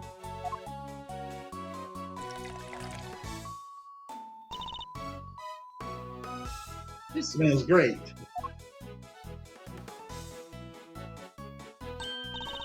Now it tastes even better than it smells. What type of tea is this, Mr. Edgeworth? It's Ceylon, I believe. It's usually identifiable by its citrus aroma, but... Miss Bound, is this the same blade you served this morning? Yes, is it alright? There isn't anything wrong with it, is there? Oh no, not at all. It's just that the cup you gave me earlier had a slightly different aroma. Really? That's odd. I used the exact same blend both times. I see what could account for the difference. Hey, what's the big idea? Oh, hey Ben, it says don't forget to inspect the teapot and the organizer to receive the achievement. Right. Quit being mean about Judy's tea, will ya? What's gotten under your skin, Larry? Not that you're just rude, that's all! You don't even try to call me the right name. It's Larice Donham, damn it! You know what? I'm done. I'm not talking to you anymore! Well, that was childish even for him. Wow, what happened there? Let's ask him about it later, shall we? Talking to Miss Bound is more of a priority right now. Might not have any evidence to prove that she's the culprit, but it does seem likely that the poison gas was her doing. This is, yeah, don't forget to inspect the team on the organizer.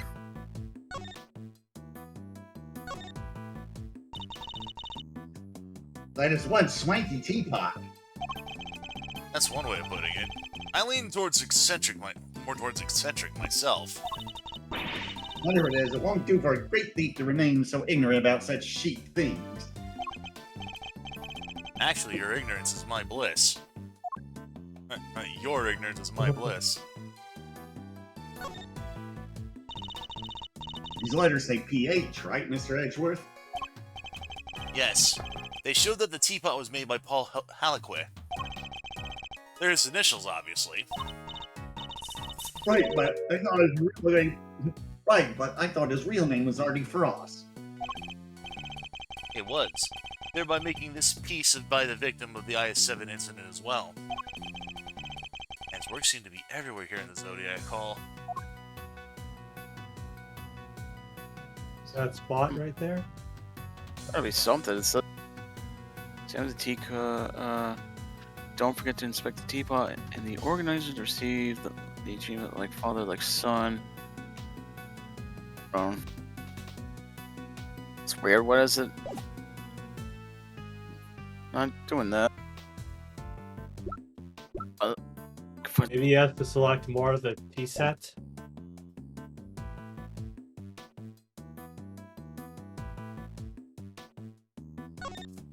Let's just see it. Caddy containing saline tea leaves. The well-crafted tin canister designed to prevent moisture and sunlight from damaging its contents. Not a bad thing to use considering the quality of the tea blend this Bound serves. Did you examine that teapot when you were Gregory? Ooh, I don't know if I did actually. I don't think he did. Okay, that's probably why it didn't pop up then. Yeah, because you didn't do Gregory examining it. Alright, well. Tablecloth draped over the cart is pure white and completely spotless.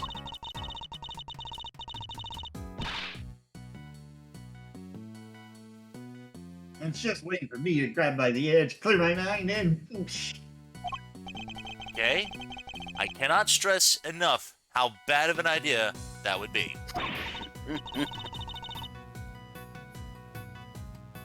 ah, come on, what's the worst that can happen? Grand larceny.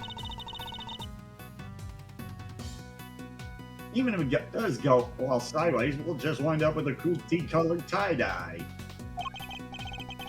Yes, well, I'd rather it remained white. Plus, I don't think Miss Bond would appreciate us meddling with it. Really? But there's so many other colors that would totally work. Pink, sky blue. Tea leaves brown. Okay, yeah, you can't get the achievement. Yeah, you were supposed to. Gregory was also supposed to examine the same thing. Alright. Oh. And Tim says, well, at least it wasn't made by Tonga Road, then it'd be a chocolate teapot. Alright, well. Examine the stain on the ground near where it used. Where were you before you rejoined us here, Miss Bound? I had to go tell our visitors were closed. Oh, and I hand out a little something in apology. Is there something you wanted me to talk about with me? Yes, a few things, actually. Not least of all. In fact, I think you might just be the one who set the poison gas trap. Well, we'll accuse you later about that. Smell and aroma, I'd say that this is a puddle of spilled tea. Looks like there's a small chunk of ceramic in it.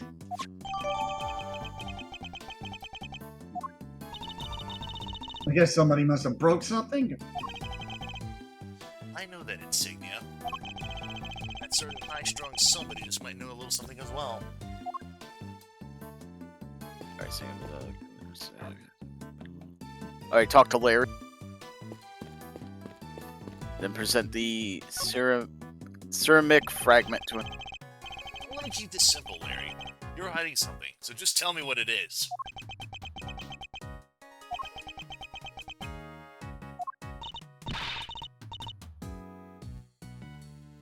Oh, quit it with the glare off, YouTube. It's weird.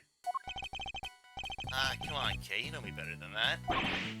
I wasn't staring. I was struggling at an idea for a picture. Now, Edgy, he was glaring. Yes, and I'll keep glaring at you until you tell us what it is you're hiding. Quit it! I already told you, I'm not talking to you anymore. You're talking to me right now.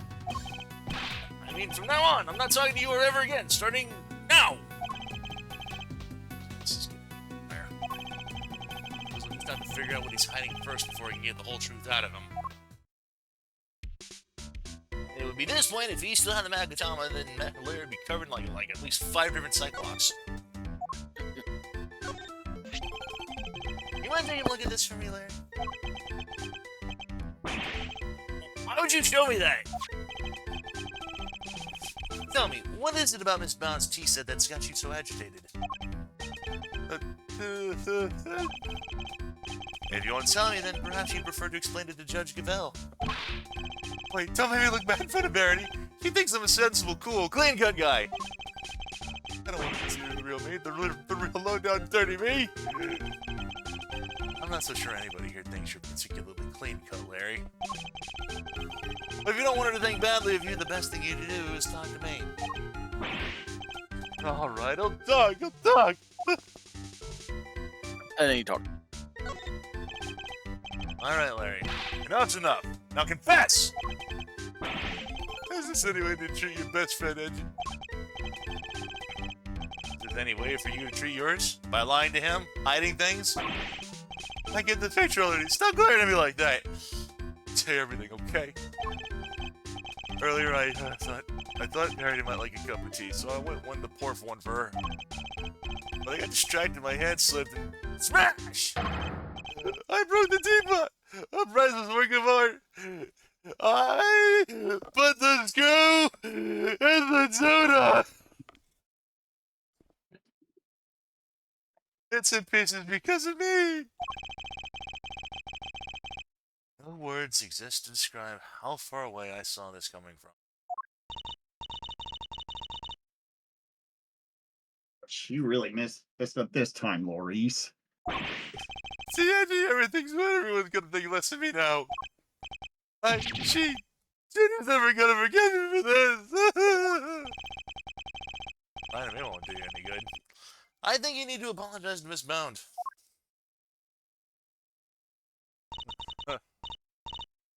Teapot? I see. I loved how, like, he's on the floor, like, ORZ, ORZ, ORZ. I'm sorry, Jenny. I'm so sorry. I don't have any money, but I'll paint your portrait. I'll paint your mini portrait. He's Mr. Doing. Gonum. Yes. Odom. Really me who should be apologizing. Look, I failed to notice that there were broken pieces of ceramics on the floor. Oh, I could have been hurt.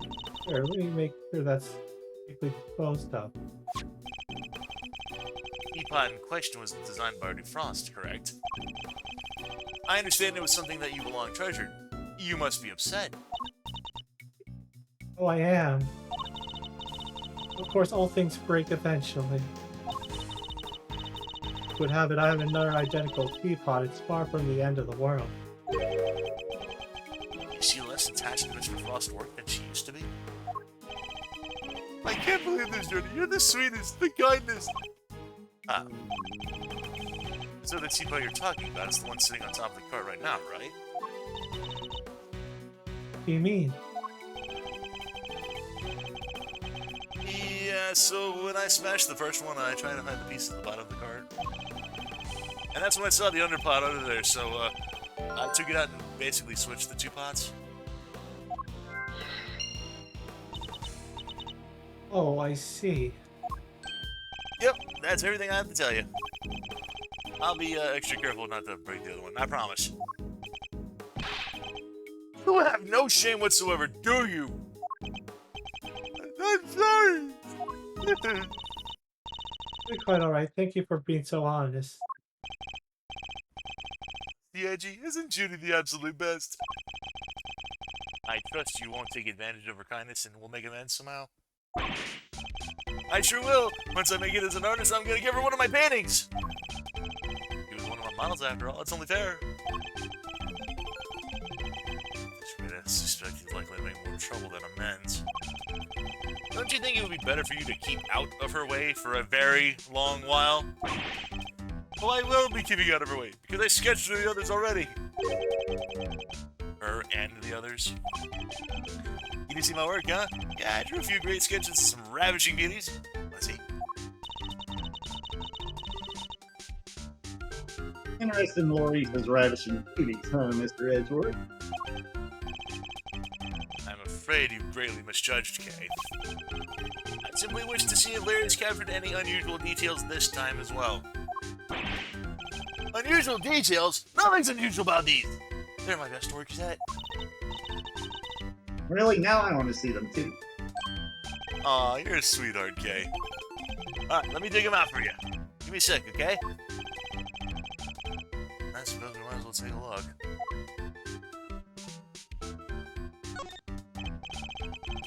So, these sketches of yours. Seriously, Edge, if you want to check them out, you should have just said so from the get-go! Base your eyes on this. What am I even looking at here? I told you already! Ravishing beauties! Just a few of the fair faces that have caught my eye since I've been here, you know? There's Verity, Judy, and someone else there at the bottom. I don't really care about her. Why did you draw them all on the same page? Well, I meant to draw the room at first, just something to pass the time. And then I saw one beauty, and then the other, and I just scribbled them all down as I went. So these were all drawn at different times. Yeah, I guess. I did one of you too, Gay. You're on a different page, though.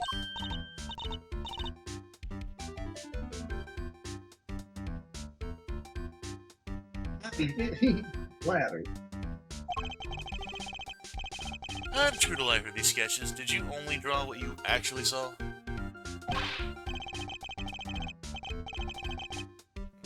Of course, you think I draw things I can't see? Like using my imagination? Ooh. No, these are 100% true to life, right down to the exact shade of each color. So the colors are accurate. Interesting. Much as it pains me to admit it, Larry might have actually provided me with a useful piece of evidence yet again. So regarding the sketch, for example, like compared to the one here in the room, there's a clear contradiction between the two. I think a little deduction is in order. Hey, Larry, could I borrow this page for a while? Sure thing. You want me to sign it for you? Just the page, please.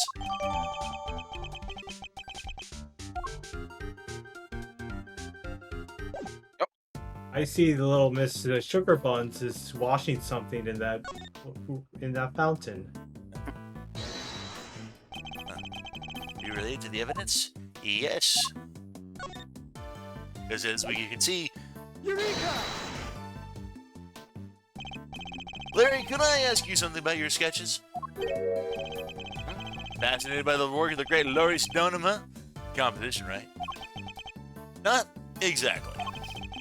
This light blue tablecloth, you painted that exactly as you saw it, correct? I already told you, everything's exactly as I saw it. I bet the tablecloth on the card here in this room is white. Wow. Your head's so full of crazy theories, the simple stuff just passes you right by, huh? What did I look for? Listen, just before I drew that sketch, I was in the middle of some business with the card and the tea set on it, okay? What kind of business? That's right, it was the hiding the pieces of this teapot I smashed kind. That's nothing to boast about! Anyway, as I was still in the middle of cleaning it all up when Judy... I was still in the middle of cleaning it all up when Judy came out of the winter wing. I didn't want to get busted for breaking the pot, so I quickly dove out of sight.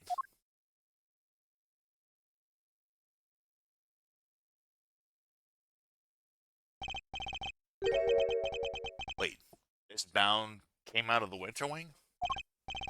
Yeah, and she was pushing a cart. A different one. That's the one with the light blue tablecloth on it that I drew. And what did she do with this second serving cart? Well, I saw her wheel it into the summer wing, but I don't know what happened to it after that. When she came back out, she was pushing one of these other carts, the kind you can lift stuff with. A lift cart? Yeah, so I called out to her, but she just ran off and left it behind.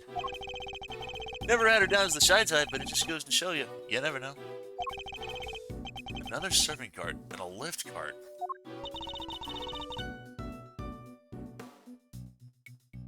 Is there maybe another tea set too? We better check on this Bound.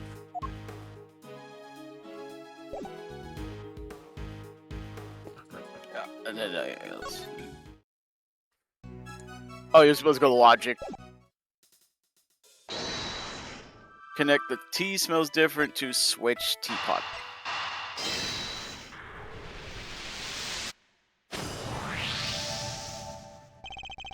I suspect the difference in aroma we notice is due to the teapots having been switched. You do? I can't see what else it could have been. The tea itself hadn't changed. Why don't we ask Miss Bound, just to be certain? Miss Bound, the difference in aroma we noticed, do you think it could have been because of the different teapot? I suppose so. My cup just now had a subtle minty scent, rather like uva tea. Oh, I just remembered I made some peppermint tea in that pot only yesterday. Must have been where the minty aroma is coming from. Could that really be it? Then teapot with minty.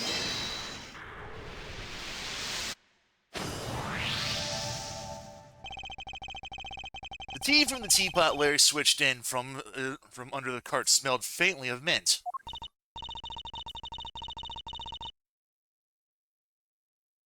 Right, Miss Bound said she used that pot to make peppermint tea yesterday. Yes. But there's something else that's been troubling me. Miss Bound seemed more taken aback by the switching of the teapots than the breaking of one. You're right, you'd expect it to be the other way around.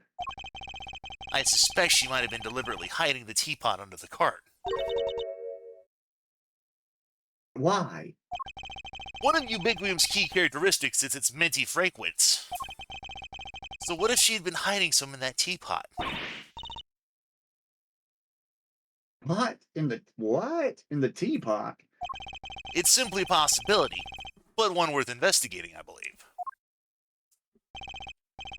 Mr. Winter, any luck finding that Ubiquitium? Oh. People are searching the entire gallery, but they haven't found anything yet. What about you? Don't tell me you know where it came from.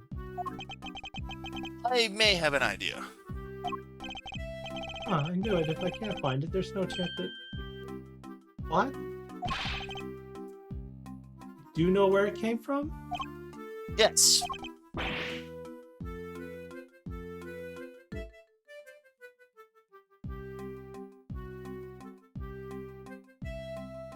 Where? It's Bound's teapot. Oh, nice piece. I like it. This looks like a theme prize for a natural born winner. It's not a prize. It's a vital piece of evidence. It's just evidence, then I'll just have one of the forensics people check it out.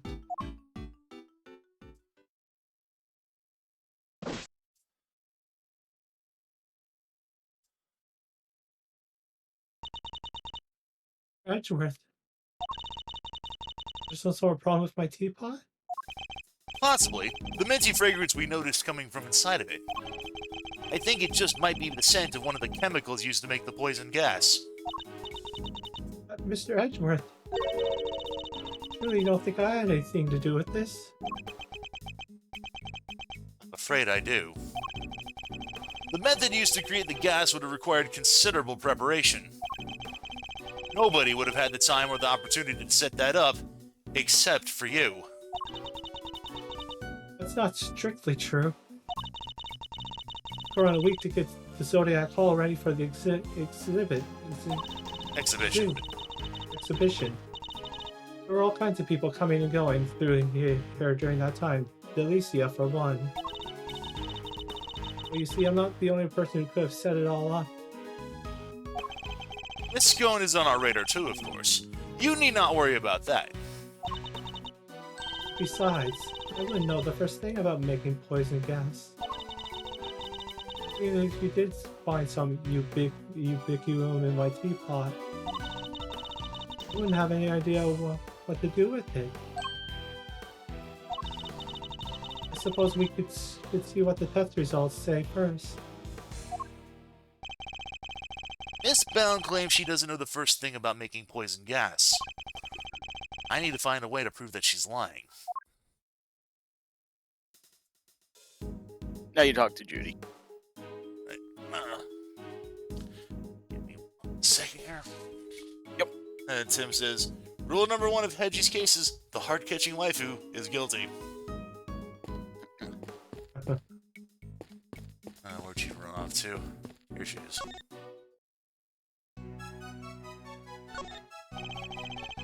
So are there 2 serving carts here at the gallery, Miss Bound? Yes, why do you ask? A certain so-called artist showed us this sketch. I couldn't help but notice the color of the tablecloth. It's light blue. Light blue? I'm afraid your friend must be mistaken. I'm going to use white tablecloths, freshly laundered and starched.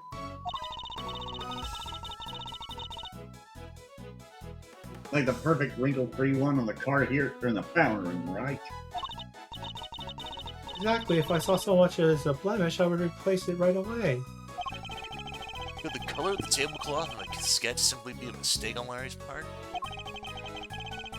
Do you have any idea what you might have been doing when this sketch was drawn?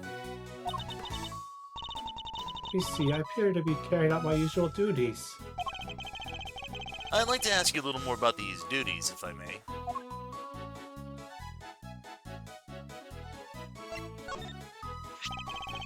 What exactly were you doing when this sketch was being drawn?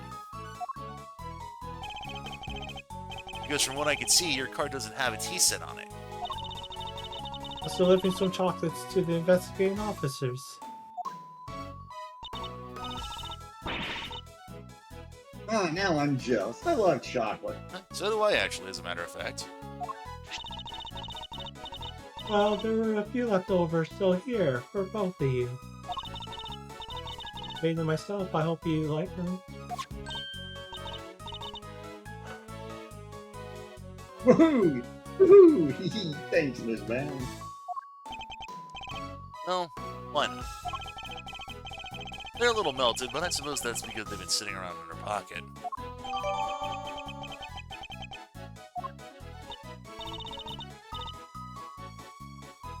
They're super sweet. I love them.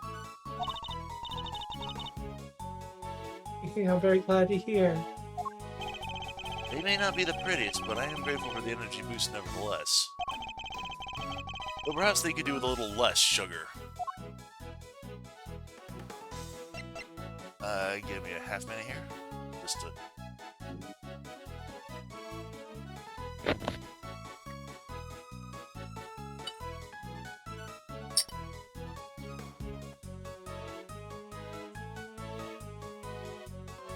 Did you just pop a cap off of a pop?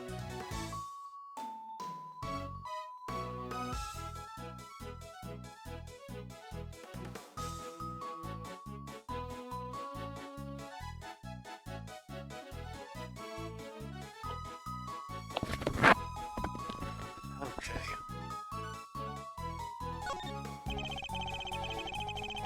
The original ice sculptures melted 18 years ago, correct? How did you manage to recreate them? Oh, you know what about what happened back then? In that case, you might also know I took pictures of them during the contest. I commissioned the creation of a set of replicas based on those photographs for this exhibit. But why go through the trouble of creating replicas? Mr. Frost's Zodiac series was his greatest unfinished masterpiece. I wanted to see it completed at last. Or rather, recompleted it. It was my fault that the original set melted in the first place, after all. I see. And was there any particular reason why the winter and autumn wings look so similar? Oh my, you really think they look alike? So I used some of the decorations from one and the other by accident. She's clearly lying. But I don't have the evidence to prove it just yet. Now you examine the fountain.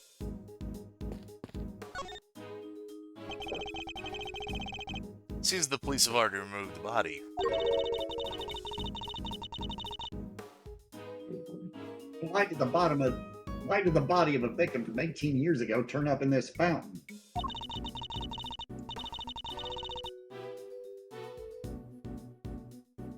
Why wasn't it all rotten and stuff? Did it slowly shovel its way here? Need I remind you that zombies aren't real? Seems likely that the body was preserved somehow. In a block of ice. Really? Is that even possible? Hey, Mr. Forensics Guy, anything to report?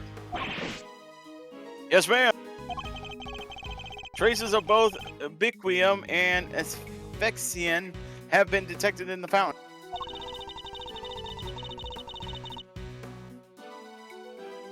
I'm gonna say they were probably carried here by the stream from the automobile.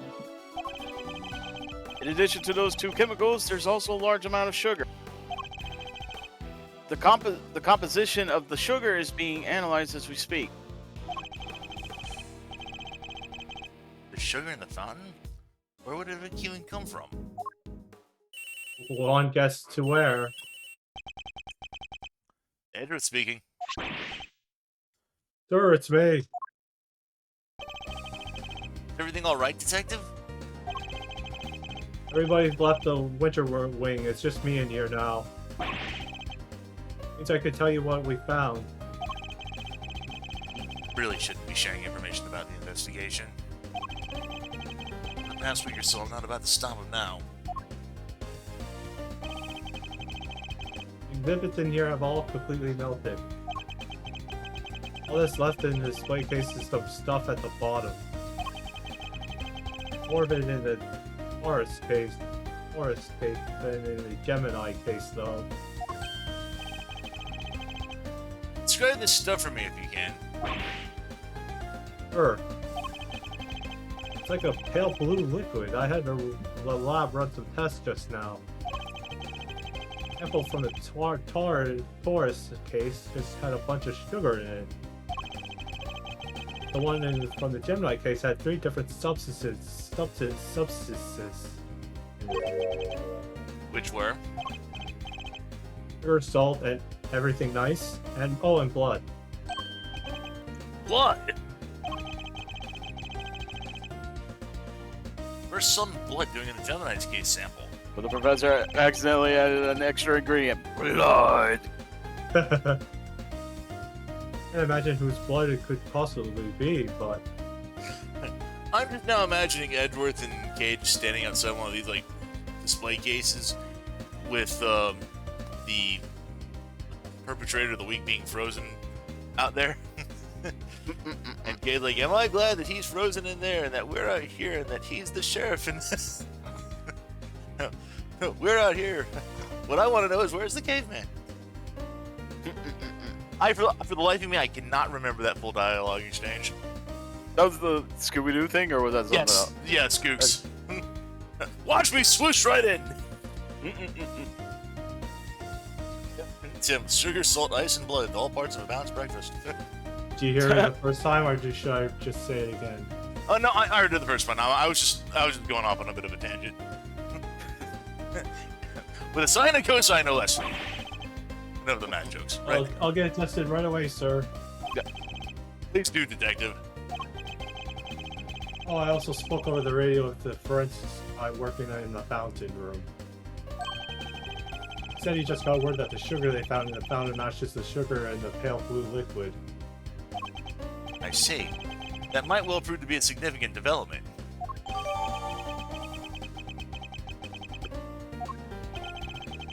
Anything else to report, Detective? Yes, sir, we found one of those light emitting devices here in the winter ring, too. There are a few of those being used in the autumn wing to disguise as the winter wing, as I recall. Seems that the equipment from 18 years ago is more than just for show. I need to talk to Miss Scone about this. Anyway, I better be getting back to it. Let you know as soon as we hear from the lab about that blood. Yeah, thank you, Detective. Well, the fact that earlier they were talking about zombies and in Capcom they make zombie games. Oh, yep. Yep. Was that Gummy? It seemed like he had a lot to say. He did. All of it very useful. But I'm going to prove that Miss Bound's claims are about who could have set up that poison gas trap are false.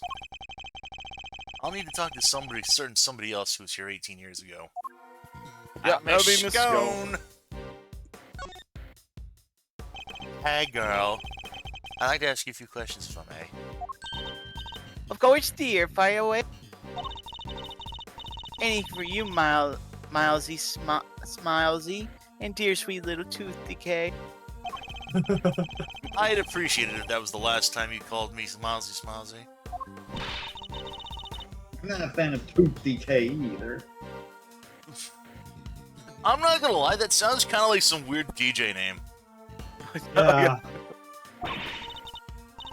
Well, you all just have to like it or lump it. I can't change the nickname once I've settled on it. Tim says zombies aren't real. Objection. Social objection. Social media exists. I thought the same. And Tim's like Tooth DK, also known as Bitey Kong.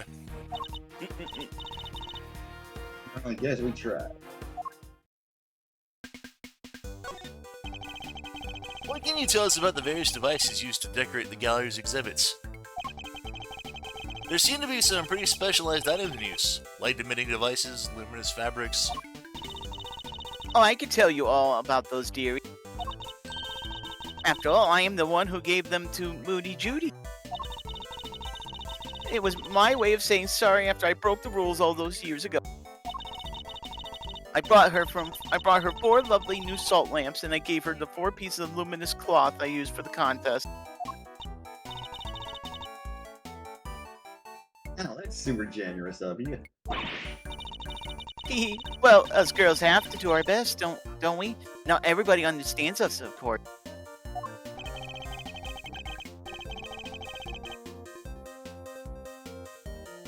But that better not be a dig at me, Delish. I told you how kind I thought that was. Yes, back when you were a dear, sweet, innocent baby boy. What happened to you? A dear, sweet, innocent baby boy. Mr. Fender. Can't quite picture that, I have to say. So these decorations, they're all the same as the ones you saw 18 years ago, correct?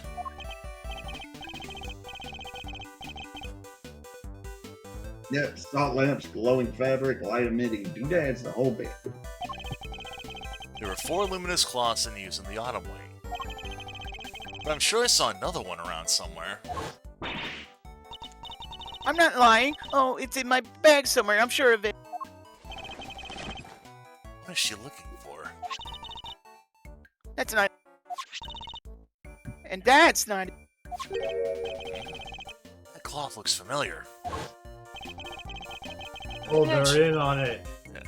Maybe I should jog your memory of something so that Miss Scone will tell us more.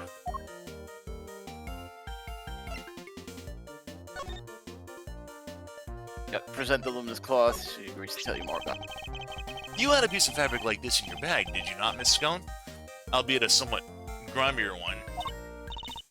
Grimy, how rude! You won't get people to cooperate with your little investigations like that, young man. Should I call it a dish towel then? Perhaps you used it to wipe up some sort of spillage? A spillage, he said. The cheek! That is a piece of highly specialized luminous cloth. Oh, I probably shouldn't have told you that. I'm just thinking, Robbie. Yep. Make the reference I was going to make. I should not have said that. I think I'd like to know a little more about this highly specialized luminous cloth. Yes, you don't mind.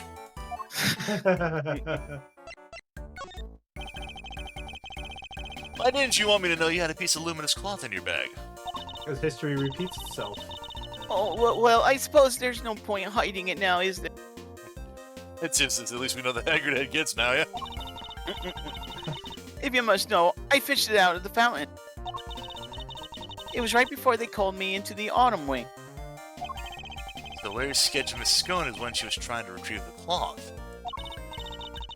At first, I thought it was one of the ones I'd given Moody Judy. One of the 4 you'd given to the gallery, correct? Exactly, but all 4 were being used in the autumn wing, weren't they? So I realized it must have been the one that went missing all those years ago. I already had my infesticide ultra pinched and used to make poison gas. If one of my cloths turned out to have been used in some sort of dastardly deed, too well. I was going to look guilty as sin, wasn't I? So I kept it hidden in my bag and sorry.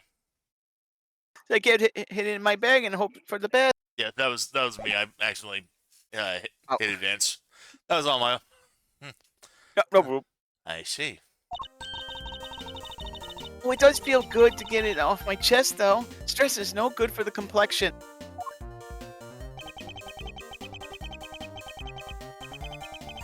So the cloth that disappeared 18 years ago, the one the victim was wrapped in, just happens to reappear in the fountain at the same time as the body?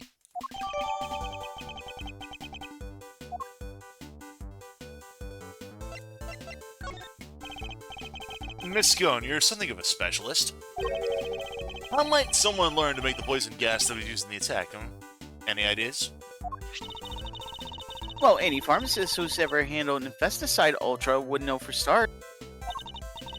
After all, it says it's right there on the label. Do not mix with products containing ubiquium ever.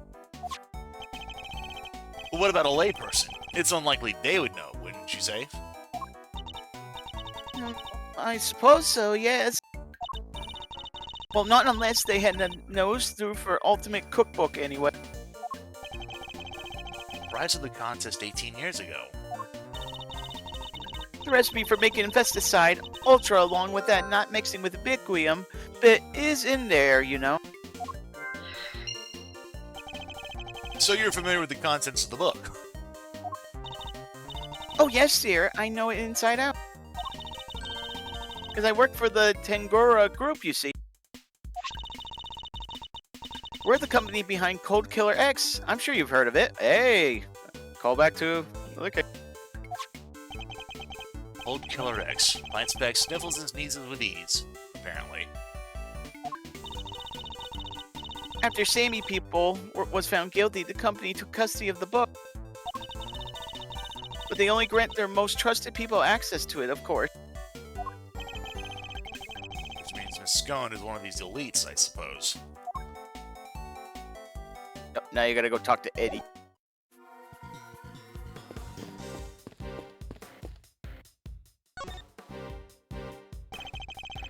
Hey there, Mazzarino.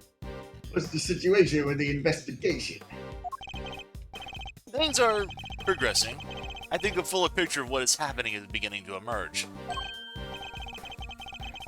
Good to hear. Guess I better step up my game too then.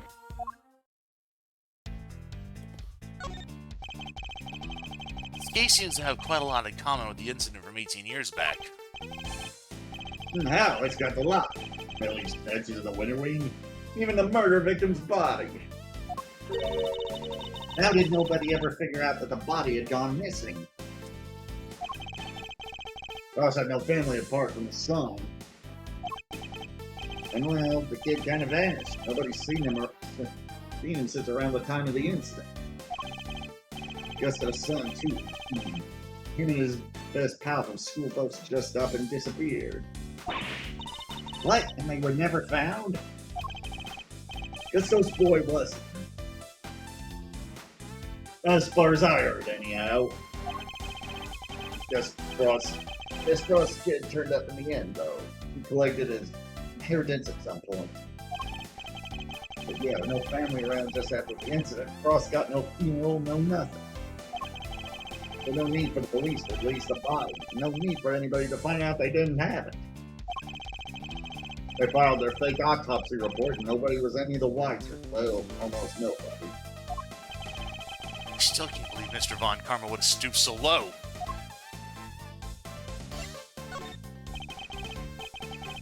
Tell me, Fender, what kind of person is Miss Bound? Wait a minute. I'm telling you've got a thing for a Milester. I do not. Chill, I'm just yanking your chain. Anyway, what can I say about you? Well, she's a real brave trooper for one. Second.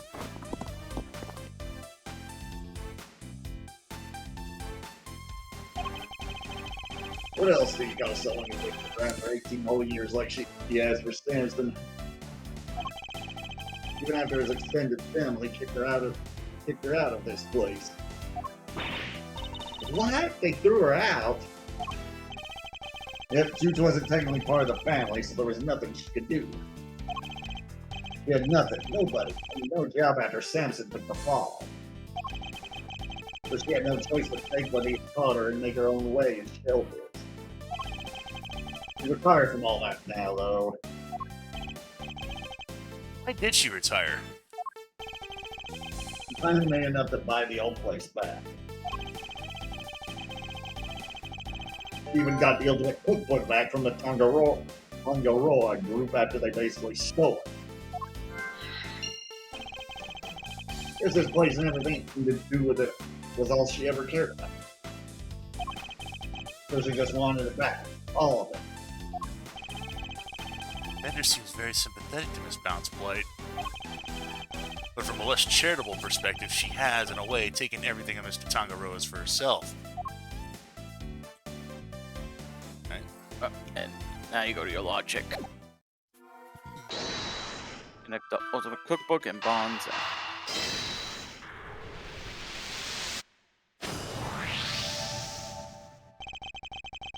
The Ultimate Cookbook contained instructions on how to create the poison gas. And the current owner of that book is none other than the Miss Judy Bound. Wait, you mean? I'm afraid I do. Miss Bound would have been perfectly capable of setting up the gas trap. Finally, we can prove that she's been lying to us.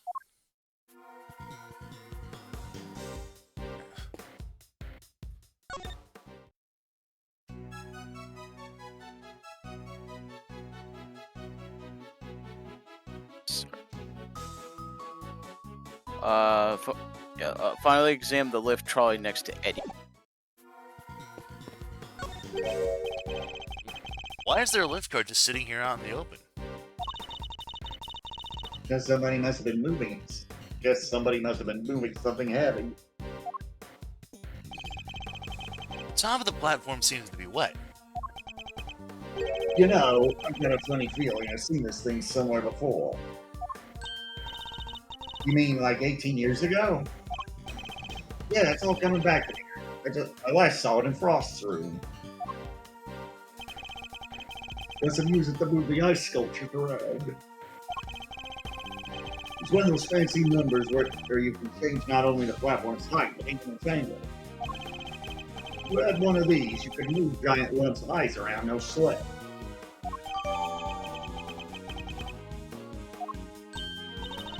Who just thinks of possibilities? I can really use one of these.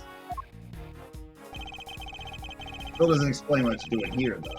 Bit of a head scratcher, but we should give it a think, yeah? Indeed. After all, it just might have something to do with our case.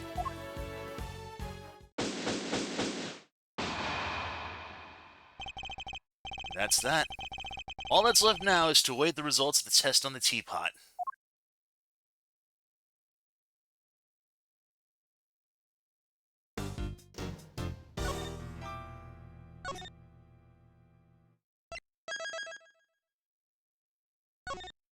Alright. We're on, yep, in part 2. Alright.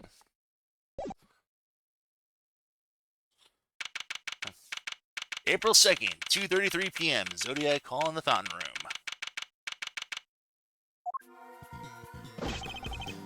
The test results have just come in, sir. Traces of ubiquium were found in the teapot. And they were? Just like Mr. Edgeworth said. Mister, you better not think this means you beat me. You really need to drop this obsession with coming in first, Mr. Winter. We're all on the same side here, remember? We're all trying to get to the truth.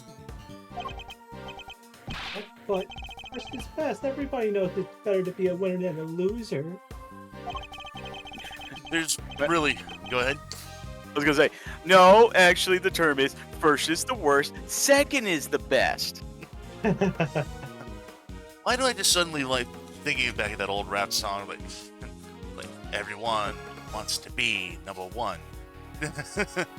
Right. Second son and 3, nobody remembers. Fucking son. But I... Enough. Mr. Edgeworth, please refrain from taunting the boy. Ignore him, Eustace. He's not worthy of your attention. Gavel. Oh, all right. Why don't I take care of things from here from now? In the meantime, you can perform the far more important task of going and checking on the victim. Yeah, good idea. I'll be right back. Excellent. We shall see you shortly then. Mr. Winter's annoying, but he's totally harmless. Judge Gambit, on the other hand... Now. Miss Bound, perhaps you could explain why traces of ubiquium were found in your teapot. I had no idea there was anything like that in there. This is one of the ingredients in the dishwashing soap I use. So you are telling the court you did not intentionally put ubiquium in the teapot? Yes, exactly. Why would I, after all? Up until today, I had no idea that it could be even used to make poison gas. Objection! You're a trained actress, are you not, Miss Bound? I would have thought you'd have been a more convincing liar. What do you mean? You have access to the Ultimate Cookbook, correct? A book that just happens to contain instructions on how to create poison gas used in the poison gas used in the attack? Meaning it's perfectly possible for you to know exactly how to make it. You're very well informed, Mr. Edgeworth. Miss Bound, is what Mr. Edgeworth said true? The book does contain information on how to make the poison gas, yes. The fact that I have seen it does not make me guilty. Exactly, can I ask exactly how the gas was triggered? The victim used the blowtorch to heat the lid of one of the display cases, thereby melting the ubiquium. I see. He locked himself in that room too, didn't he? Surely that and the fact he triggered it himself. Would it point to it being a suicide attempt? So she's not willing to admit to anything. Furthermore, where would I have gotten the hold of the Infesticide Ultra? Oh, I don't know. Perhaps you stole it?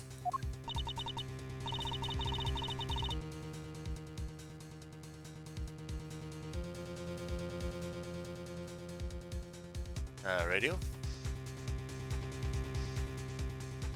I'm back, sorry. Oh, okay. Yep. You know, I did bump into Moody Judy a week or so ago. And that very evening, I noticed my Infesticide Ultra had gone missing. Judy, surely you didn't. Alicia, you carry your bag of pharmaceuticals with you everywhere, don't you? There would have been any number of opportunities for someone other than myself to steal it from you. That's true. And I don't have any hard evidence that it was definitely Miss Bound who stole it. Yeah, I apologize. I didn't think I had a line coming up, so that's why I went and took care of something quick.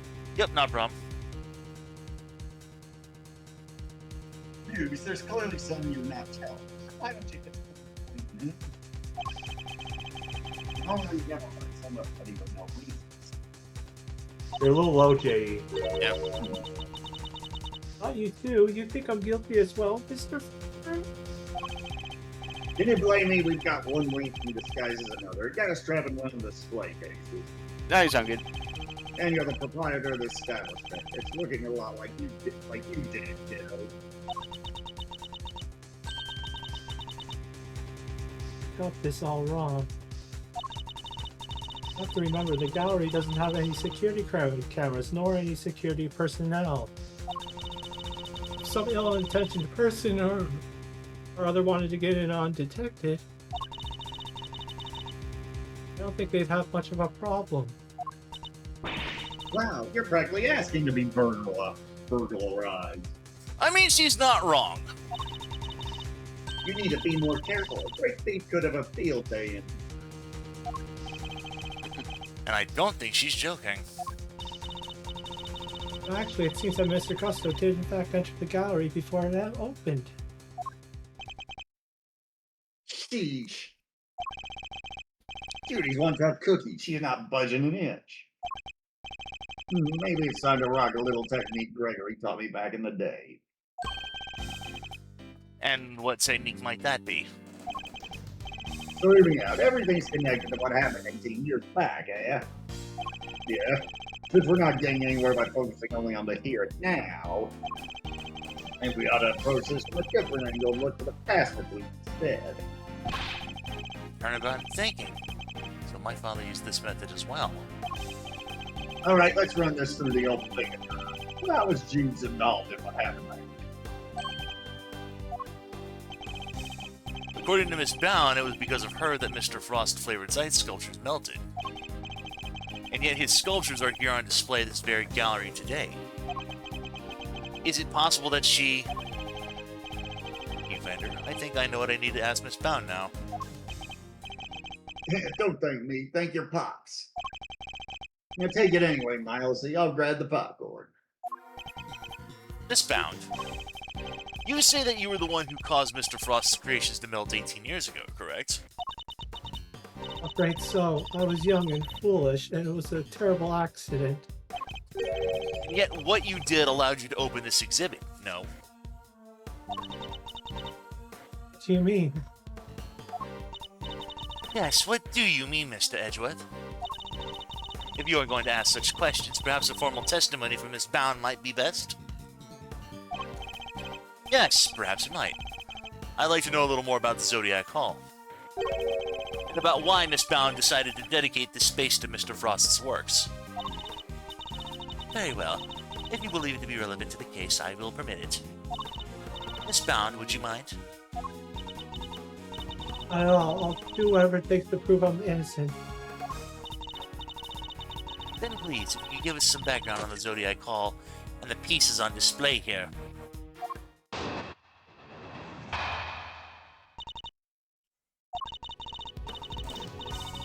18 years, but at long last I was finally able to buy Samson's home back a little while ago. A place like this is expensive to maintain, so I decided to turn it into an art gallery. To that end, I collected as many Paul Harquin pieces as I could from around the world. As if I'm honest, it's always been something of a dream of mine to open a space dedicated to his work. Thank you for your testimony, Miss Bound. How wonderful it is you were able to fulfill your dream. Well, Mr. Edgeworth, everything seems entirely above board to me. Judge Duvall, that was simply the witness's preliminary statement. As you surely know, the value of that testimony cannot be evaluated without due cross-examination. Spoken like a true attorney. Very well. You may do what you must. Press the third state.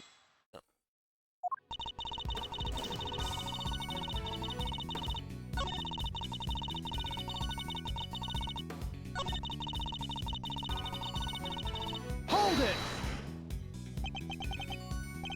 Paul Haliquid. Or I would believe that was Mr. Frost's pseudonym, correct? Yes, he adopted it while he was working as a sculptor in Paris.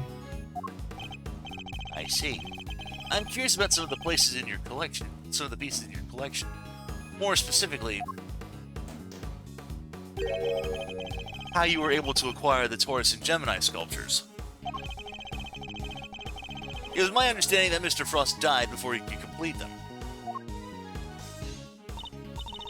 Yes, I was able to create replicas for the Winter Wing based on the photos of the sculptures he made. Really? Perhaps you could go into some more detail on that? As if I'm honest, it's always been something to dream of mine, open a space dedicated to his work. I was able to recreate replicas of the Winter Wing based on the photos of the sculptures he made. Where's the Gemini case analysis result? Present. Gemini.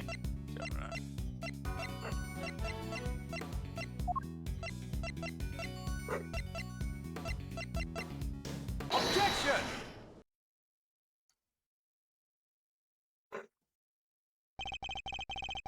I'm afraid you've run out of room, run out of road, Miss Bound. You can lie all you like, but you can't deny the results of the tests concluded on the sculpture's remains. And those tests leave no room for ambiguity. What you had on display weren't replicas. They were the very statues Mr. Frost carved 18 years ago.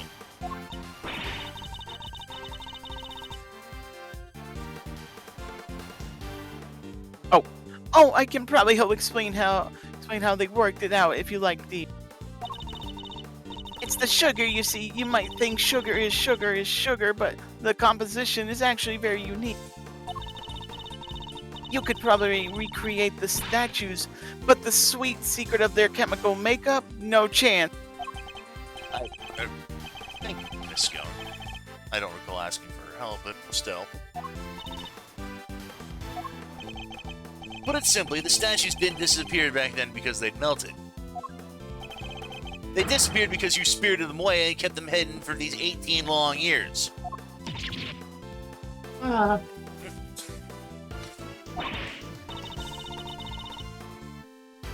What? She got the pair of flavored ice sculptures around. Don't worry for all that.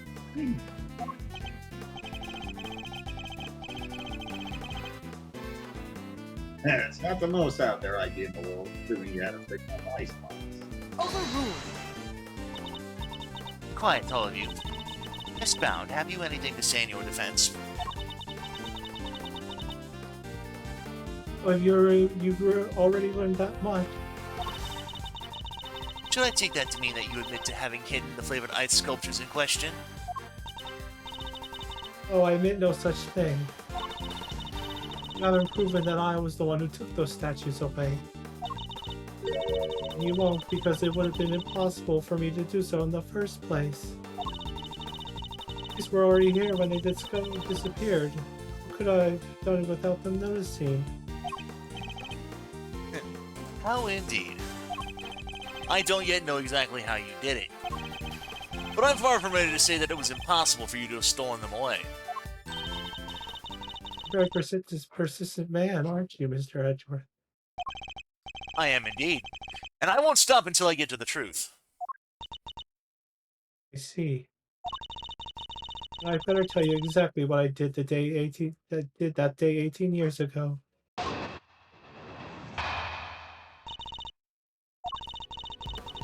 The time before judging began, I was waiting upstairs in our living area on standby. During the judging, I had to go change the camera's film cartridge for Samson. Before I could take the camera back to him, I discovered Mr. Frost's body. Later, around when your father arrived, I began to make the rounds and serve tea to everybody present. was when I saw Mr. Gusto entering Mr. Frost's room. Those were my movements on the day it all happened. Hardly see how you could take issue with any of that. That's for us to decide, Miss Bound.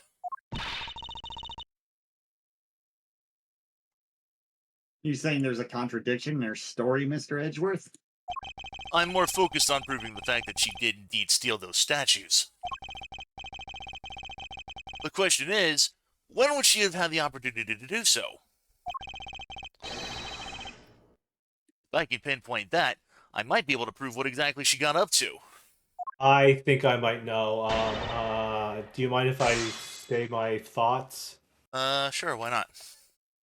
She used the dolly that she served tea to transport the statues.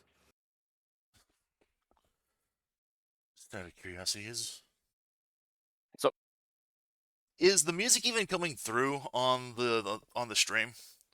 Yeah, I've been here. Yeah, I'm asking more for the Twitch side because on Twitch side. I'm seeing like the on Well, let me OBS see if that the whatchamacallit, I can hear it. yeah, like Because I can hear your voice on the Twitch. Yeah. oh now fucking yeah.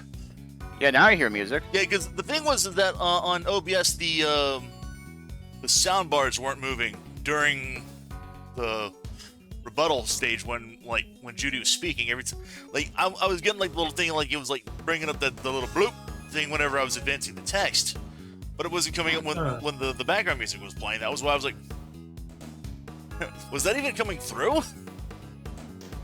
Sounds like it is now. Yeah. I mean, like it's coming up on OBS now, so yeah, it absolutely is going up on that. So I'm like, huh, that's weird. Yeah, if Tim or Joy know, yeah. I'll press the fourth statement, by the way, but I know about that one, yeah. Well, I think I heard a little bit of it when I unmuted the Twitch stream. Alright. Hold it!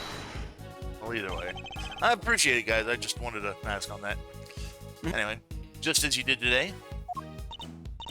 Yes, I went around and offered everyone working on the investigation a cup of tea. Does it come included? I remember well. Okay, Tim and EJ are both confirming that, yeah, they were here in the background, knows all along, everything was looking fun on their end, so, alright. okay. So let's. You were here, there, upstairs, downstairs, everywhere that little card of yours. Interesting. And did anything strike you as strange around that time? Yeah, Gregory was singing the praise of Judy's tea, and I think he mentioned his saucer was gold. His saucer was cold? Knew it. Was this the moment when Miss Bound stole the sculptures? This was the moment. Miss Bound, I believe that this was when you stole the sculptures. I hate to contradict you, but the fountain room was full of witnesses at that point, Mr. Fender included. And you suggesting that I somehow got the sculptures out of Mr. Frost's room under everyone's noses? That is precisely what I'm suggesting. Miss Bound stole those ice sculptures, and she did by hiding them under the cart. Take that!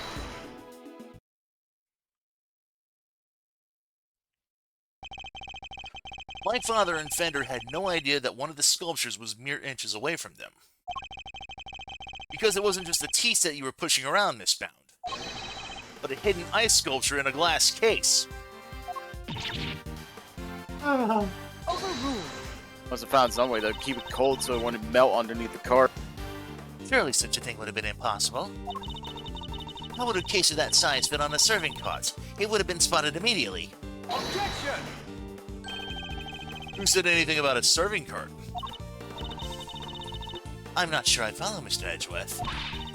What are you suggesting she used instead? Oh, the lift cart from when you were looking Yeah. at earlier. I'm I suggesting realized I Go ahead. realized it when they said it was wet. I'm suggesting that Miss Bound used this to transport the sculptures in the lift cart. And this is the cart that Miss Bound used to move the flavored ice sculptures out of Mr. Frost's room 18 years ago. And it would appear that that very same cart is still here with us in the fountain room.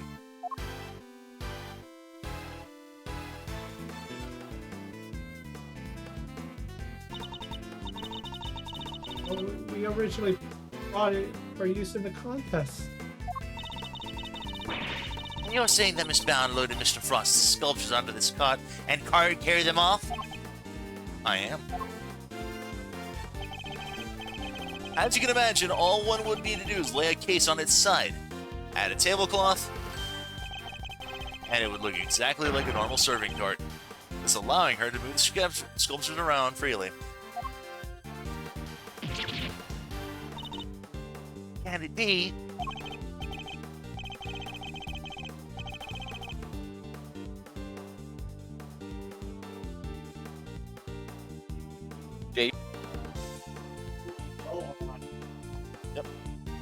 Holding on. I didn't. Holy moly, of course. I thought those saucers weren't so chilly. They were sitting on top of big block of ice.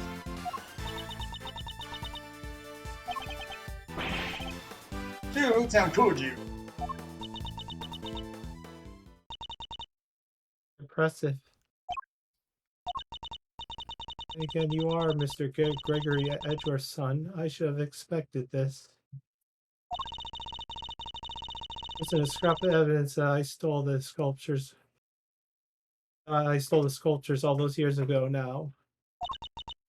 And yet, I knew that no matter what I said or did, I'd always be under a cloud of suspicion. So you admit it?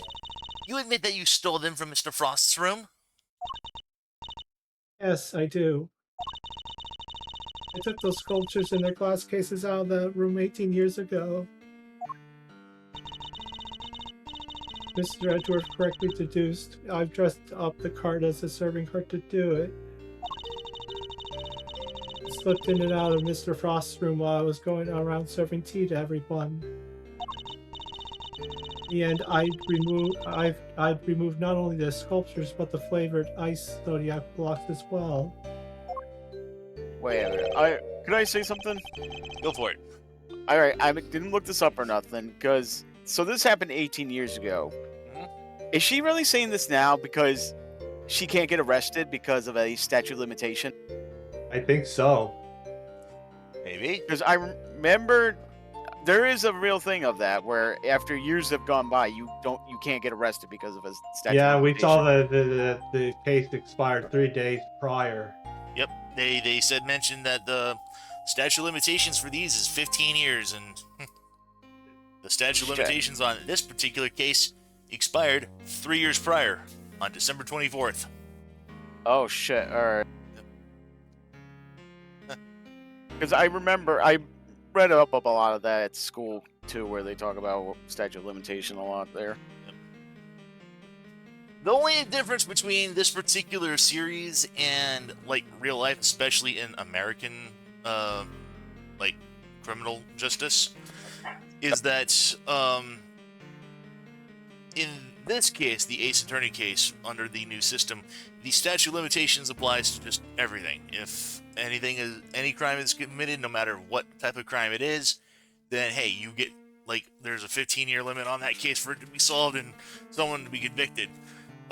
Any cases that are closed, or to get an acquittal or a conviction one way or the other. Yeah, basically, if 15 years pass and a case is not solved, it remains closed forever.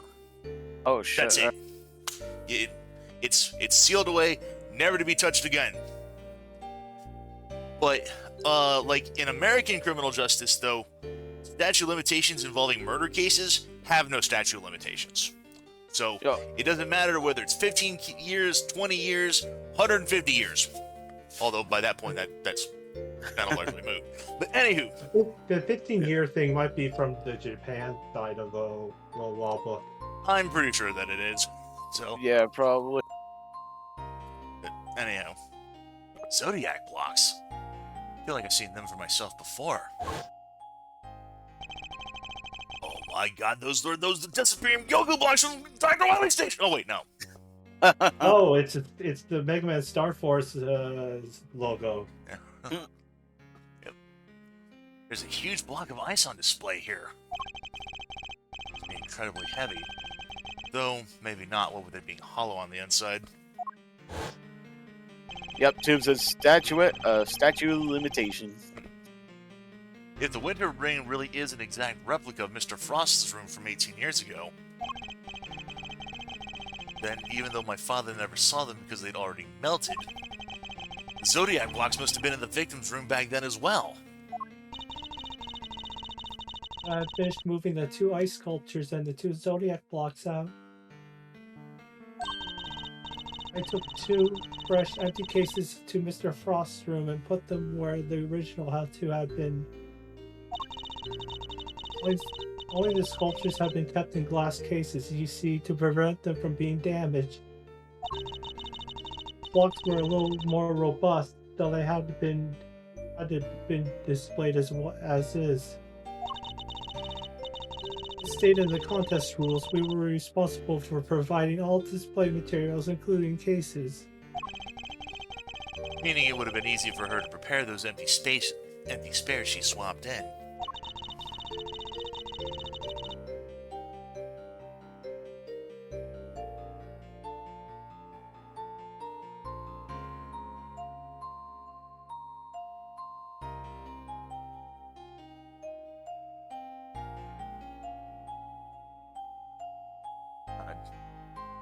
DM read this out?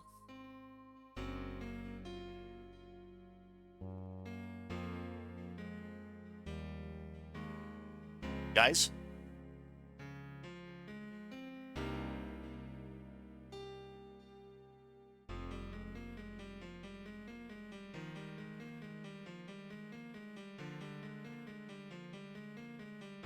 Uh-oh. Okay. Oh, yeah, that was... Yeah, Discord was acting up.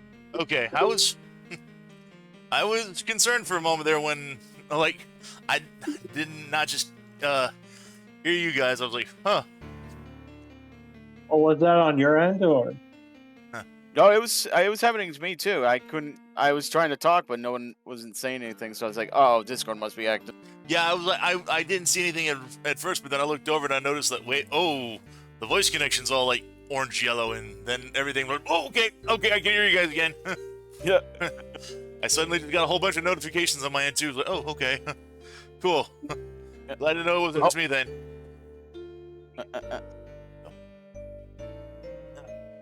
On my end, the exclamation marks were early on in the stream.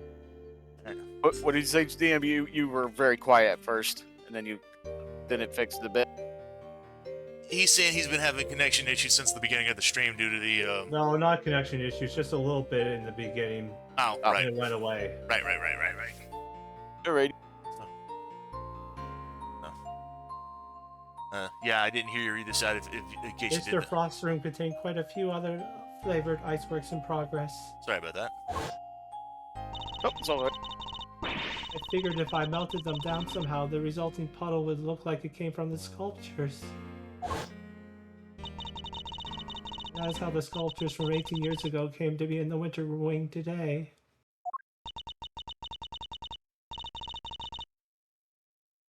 I have to say, Mr. Edgeworth, that's quite the confession. Indeed. And I think she offered it so willingly because she knows there's nothing we can do with it. That's all I have to tell you. However, despite everything I shared, you can't charge me with anything now, can you? Yeah, just like Radio said. What? How'd you figure it? How'd you figure that? Oh my. I would have thought you might have known at least this much given one at a crime scene. I suggest you memorize the various statutes of limitations outlined in this book. Statues for dummies! Huh? I love that. Statutes of what? Statutes of limitations book data jotted down in the organizer. Simply put, I was gonna say, can you actually lead that book? Yeah. Oh, yeah. 7 years from date of the crime. Separate time frames apply with regards to claim for damages. Murder, 15 years from date of the crime. Statute is suspended should the suspect flee to a foreign country. The statute is suspended from the time of any accomplice's indictment to the end of their trial. Okay, so they have 15 years, yeah. Simply put, Kay, prosecutors only have a certain amount of time within which they can put a suspect on trial for a given crime. Let's take a closer look, shall we? Oh, and you're looking at it. Womp womp. So it's different for every crime. Murder, 15 years. Theft, 7 years. Ah, Yes, Miss Bound stole the sky sculptures 18 years ago. So it's far too late to have her arrested for that crime. Yep, for both. I don't believe it.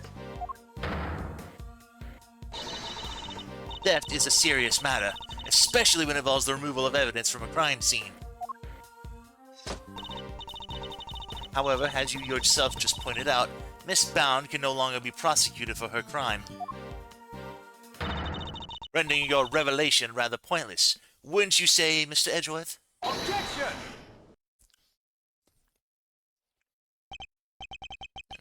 I wouldn't be so sure about that. For you see, the theft of the ice sculptures is not my principal interest here. I find the body that reappeared 18 years after the theft to be of considerable more interest. Are you suggesting that I also hit Mr. Frost's body? I am indeed.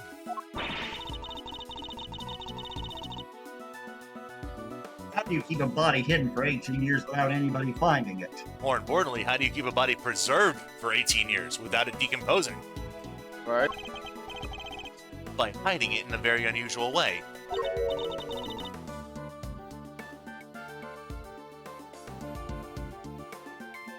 Ooh, now this is interesting. Are you telling me that you know where the body has been for all this time, Mr. Edgeworth? It's not such a big leap if you think about what Miss Bound has told us already. Let's just say it wasn't flavored ice that she removed from Mr. Frost's room back then. Very well. If you are confident in this claim, let us put it to the test. Tell me, Mr. Edgeworth, where exactly was Mr. Frost's body hidden? It was hidden in... not the Winter Wing photo. The winter. You just went past it, Ben. It was up. Oh, it was the Winter Wing photo. Yep. Take that! Yeah, she kept the body... A photograph of Mr. Frost's works? Yeah, because she kept them hidden in the ice sculpture. And of the victim's body, Your Honor. It also doesn't decompose when it's frozen. Yeah. You will have to forgive me, but I don't see what you mean. Where exactly in this photograph is Mr. Frost's body? Gemini sculpture. Yep. It's hidden underneath the hood. Take that!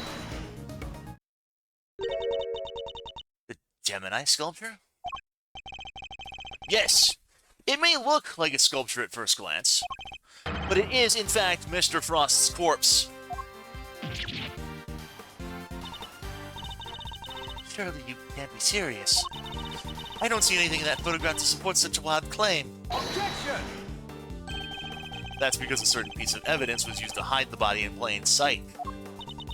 And what piece of evidence might that be? The court demands you present what was used to conceal the body. That would be the luminous cloth. Take that! One of the cloths from the Autumn Wing. Yes. When it's made to glow in just the right way, it's so visually convincing you might mistake it for ice. Isn't that right, Miss Scone? Well, yes, dear, but you can make it look like just about anything really. Even blazing fire. And the right shade of blue would make it look like ice, yes? Exactly like it, in fact. Overruled! Is it not the case that a certain special device is needed to generate these colors, though? Objection! If you would care to take another look at the photograph of the Winter Wing, Your Honor. You'll notice that there's a small box connected to the bottom of the Gemini display case. That's one of the very light-emitting devices in question, yes. Detective Gumshoe even confirmed its presence. In fact, this particular device went missing 18 years ago. Back then, it was no doubt firmly connected to the cloth inside the display case. Which means Miss Bound had no choice but to take it with her when she removed the sculpture.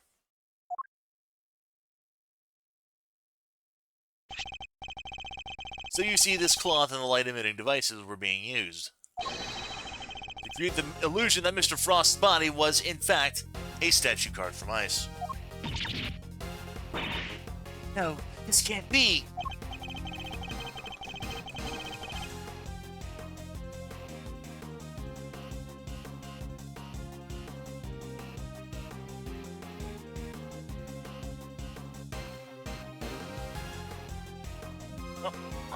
Jake?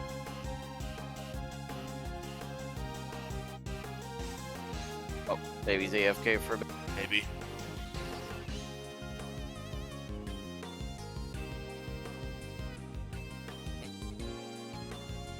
Either that or Discord maybe screwing up over on his end too. Wait, so you're telling me that when we took that photo of us at the Winter Wing, Yes. We were standing right in front of the body. But the body and the cloth were both recovered from the fountain. Why were they found there if the body was supposed to be in the Winter Wing disguised as the sculpture? Objection! Because there would have been no mystery as to how the body had been hidden if we had found it as is. Miss Bound needed to remove Mr. Frost from the Winter Ring in order to throw us off the scent. Overruled. Ridiculous. I don't recall her sneaking around behind our backs to throw a body in the fountain. No, and she didn't need to, because she had another method at her disposal. Her trusty lift card. The same card that had proven so useful in executing her original theft. I believe she wheeled the body into one of the other wings, then floated it down the stream to the fountain. The frozen body, being quite solid, probably got somewhere stuck along the way. Which is only why the cloth appeared at first. The cloth Miss Scone discovered. And then the body followed afterwards once it had thawed enough.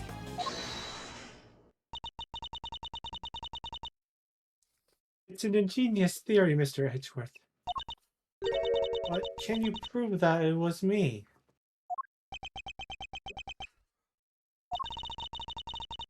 It's a little unfair to expect me to accept your accusations without proof, don't you think?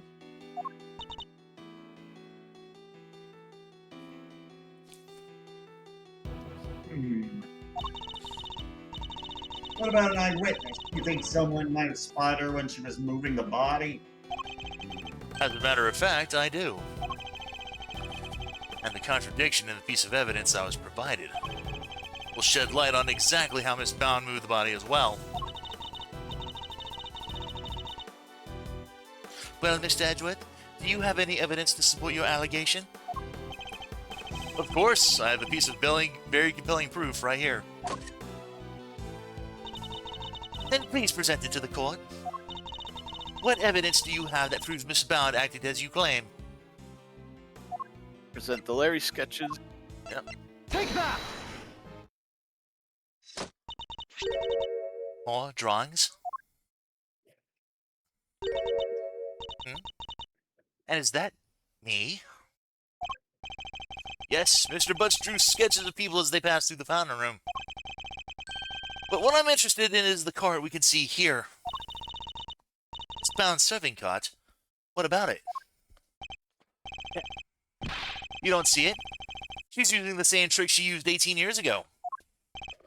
Ergo, we know that Miss Bound was busy moving Mr. Frost's body when this picture was being drawn. What? If I may. I don't see Mr. Frost's body anywhere in that sketch. All I see is a picture of me delivering chocolates to everyone. Really? Then allow me to direct your attention to the color of the tablecloth, Miss Bound. I'd originally thought that Mr. Butts had made an error, but he's assured me that couldn't possibly be the case. This tablecloth appears to be baby blue. Yes, a shaded tablecloth that Miss Bound doesn't seem to own. The cloth only appears to be light blue due to the body hiding underneath. Appears to be light blue due to the body hiding just underneath. But the shape of the god is perfectly rectangular, just as one would expect. Surely it would be immediately obvious that the tablecloth was being directly over the body. Objection! Not if the body had been placed inside one of those hollow zodiac blocks on the winter wing. Place one of those on a lift cart and it easily passed muster as a regular serving cart. Wouldn't you agree? Gods of justice. Misbound. Surely now you must admit that it was you who moved the body, just as you did 18 years ago. I didn't expect you to deduce all that from a single, simple sketch. But that sketch alone isn't really enough to prove your theory, now is it? You needn't worry on that front. My case doesn't solely my case doesn't rest solely on Mr. Butts' artwork. Once you have disposed of the body, your serving cart became a simple lift cart once more. Which is exactly what we discovered here in the fountain room. And without a serving cart, you had to find some place to put your chocolates. Chocolates? The ones I was handing out? As we saw in the sketch, you had originally placed them on top of the cart. But the chocolates you gave us came from your pocket.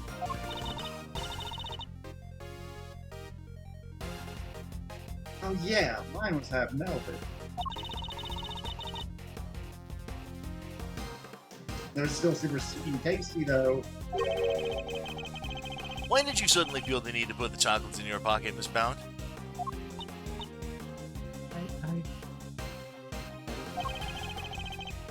It was because you no longer had a serving cart to put them on. That's why.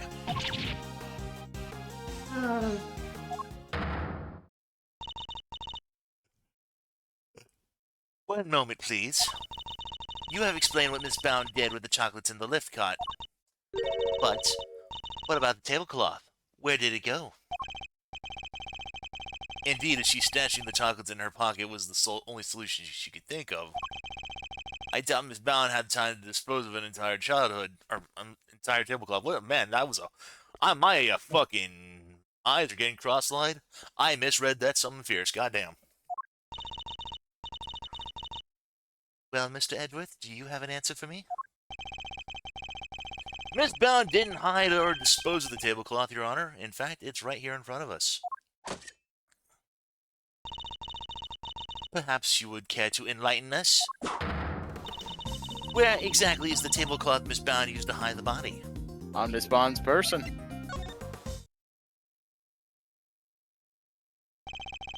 Miss Bound has the tablecloth on her person. In plain view, as a matter of fact. In plain view? Surely you don't mean... Miss Bound? It's the cloth around your waist, isn't it?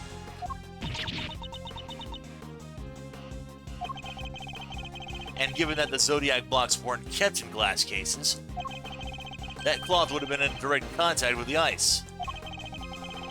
All we would need to do to confirm my theory is test the cloth for traces of the sugar used in Mr. Frost's work. The game is up, Miss Bound. It's time to come clean.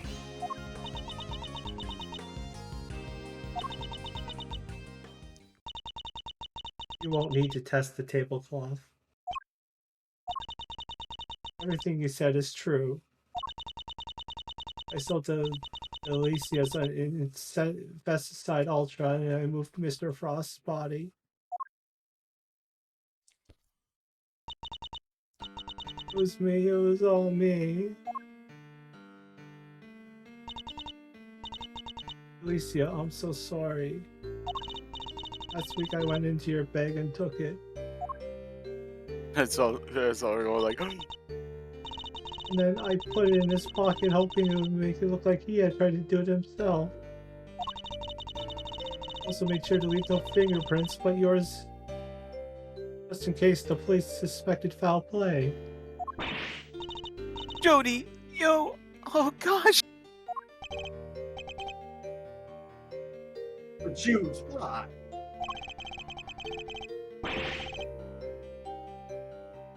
Aren't we supposed to be on the same side, all fighting together to free Samson? We were, but I couldn't afford to get arrested. Not yet. Until I'd finally proven that Samson is innocent. I always planned to give myself up in the end, I swear. I know it's easy to say that now, but Why do it this way, though? It's not like you.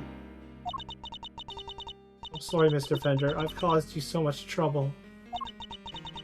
I've been the guilty party all along, ever since that day 18 years ago. Are you trying to tell us that the true culprit in the IS-7 incident was you? I committed a terrible crime. I took those sculptures and I stole them for purely selfish reasons. The moment Mr. Frost died, they became more than mere entries in a confectionery contest. It became the final works of Samson's favorite artist. I couldn't allow them to just melt away, not before he came home. That meant I couldn't let anybody near them, not even the police. I hid them. I knew it was wrong, but I just had to. I had to put them in the cold storage room for safekeeping. But what I actually done was far worse than anything I could have possibly imagined. Who would have thought that Mr. Frost's body itself was posing as one of the sculptures? So she didn't know about the body when she stole the sculptures.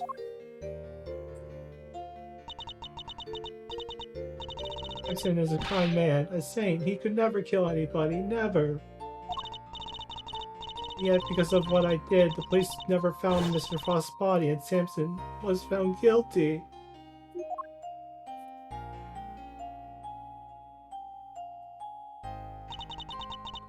After all he'd done for me, he was my family, the only family I ever had.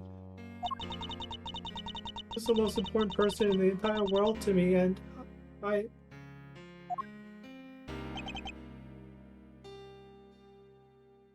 Dudes. After conviction, I was forced out of our home. I was finally able to return only a few days ago, and when I did, I went to the cold storage room to check up on the sculptures, and that's when I saw it. Mr. Frost's body. It had been there the whole time.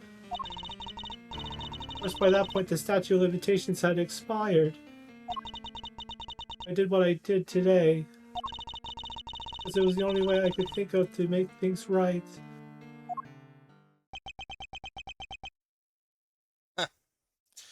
And Tim says, well, at least our wife is not the ultimate guilty person. Seems I misunderstood her intentions. Everything she's done really has all been for Mr. Tangaroa's sake. Hey, what are you thinking about, Mr. Edgeworth? Something that's been puzzling me. Why didn't Miss Bound use poison gas?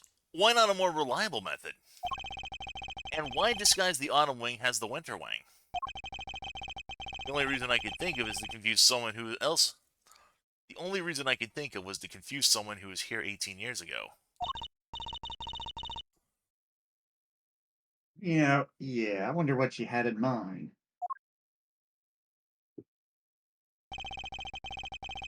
If she was trying to prove that Mr. Tangaroa is innocent, Miss Bound's ultimate goal must be to Find the true killer.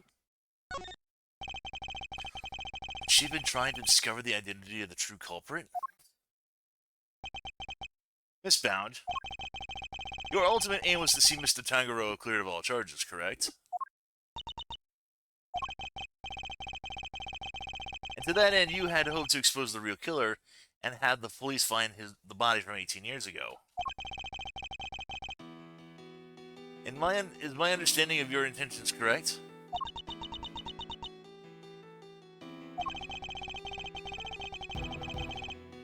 Exhibiting the sculptures was sure to force the killer to return to the crime scene.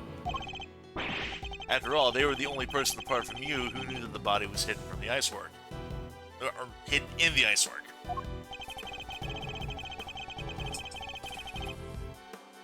So I could freak out thinking the body was about to be discovered and come running, eh? Exactly. But Miss Bound ran the risk that the killer might successfully cover their tracks this time. In the worst case scenario, they might have even been able to remove Mr. Frost's body from the scene altogether. So how could she lure the true killer into revealing themselves without putting vital evidence at risk? Oh, I see what you're getting at. You're saying that's why the autumn wing was all winter week. Tim says, she just couldn't construct additional pylons, so she had to use Vespin gas. I am. You were betting on one thing, Miss Bound, weren't you? Whomever opened the Pisces case you had so carefully disguised as the Gemini case would have been the real perpetrator of the I-7 incident.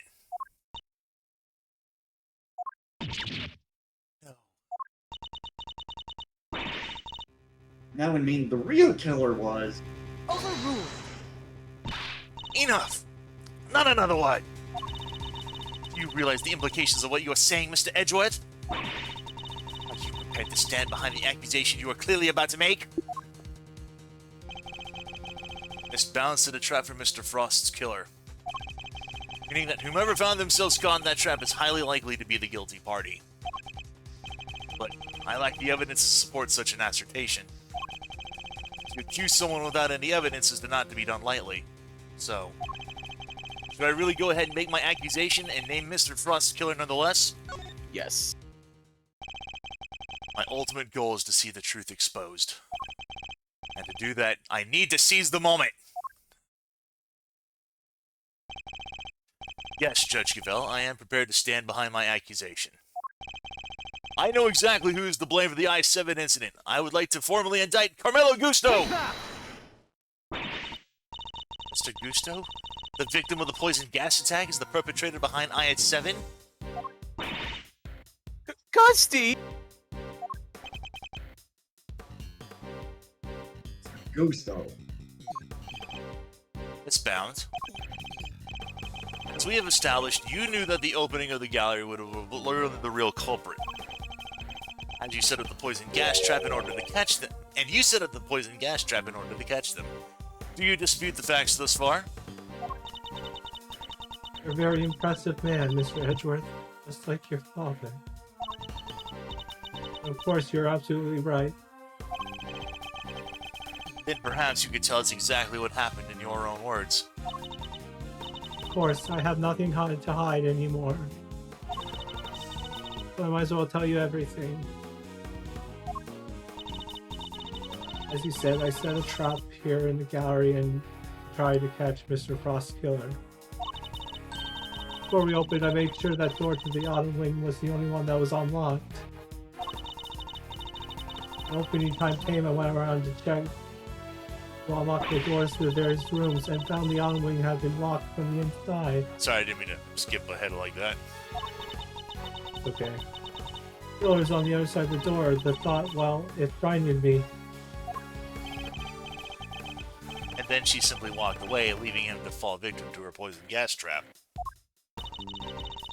I heard that Mr. Gusto was being treated for the gas inhalation. That's when I knew he was the murderer. All that was left was for the police to find Mr. Frost's body, and then Simpson would finally be proven innocent. At least that was my plan.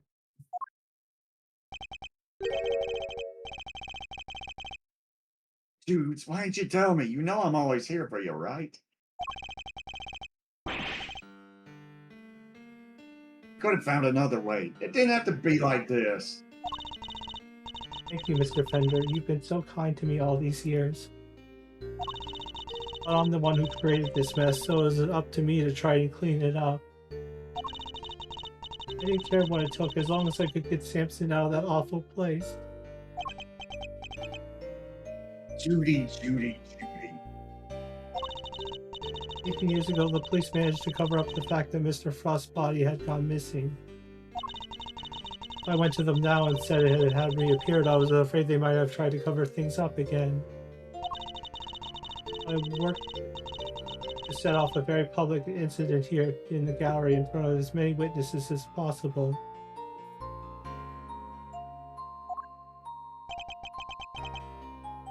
So sorry, Judy. You, Samson, Gregory, I let you all down. Fender. This can't be easy for him.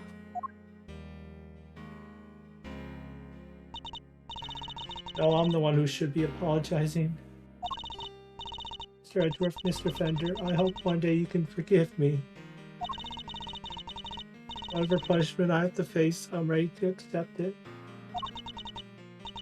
Please, if I may ask you one thing, is that you simply must clear Samson's name.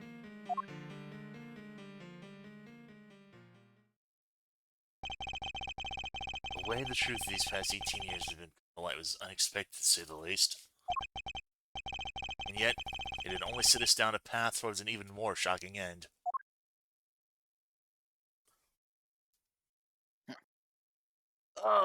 As much as I would like to keep going, I think this would be a good time to end this here for the night. Yeah, because we got the final part, and it's going to be a long one. Yep, it's going to be quite a bit of a while, so... not only that, I am getting to the point where, like, hey, I'm kind of beginning to sort of nod off again. So, yeah, that's pretty much time to tell me, like, I should probably wrap this up and probably get my ass to bed. So, Alright. Oh, alright. so, yeah. That being said, though, I have no plans on doing D&D this week, so I'm not doing anything the 18th. We could potentially go ahead and fire up this on Wednesday the 17th and wrap this up. If you want. Please get through the rest of this particular case, and then start. Yeah, I'm done. Yeah, start case 4 on Saturday. So I don't see no problem with that. Neither do I. go ahead and we'll close that out then. Here. Tomorrow, more Donkey Kong. Yep. Indeed, more Danky Kane tomorrow. Yep. Deactivate that.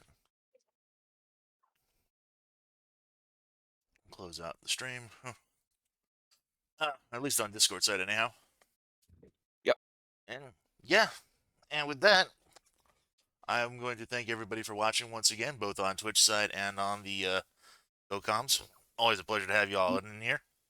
Thank you. Pleasure. And yeah, that's pretty much all I've got planned for today. So, as always, this has been Mr. Ben.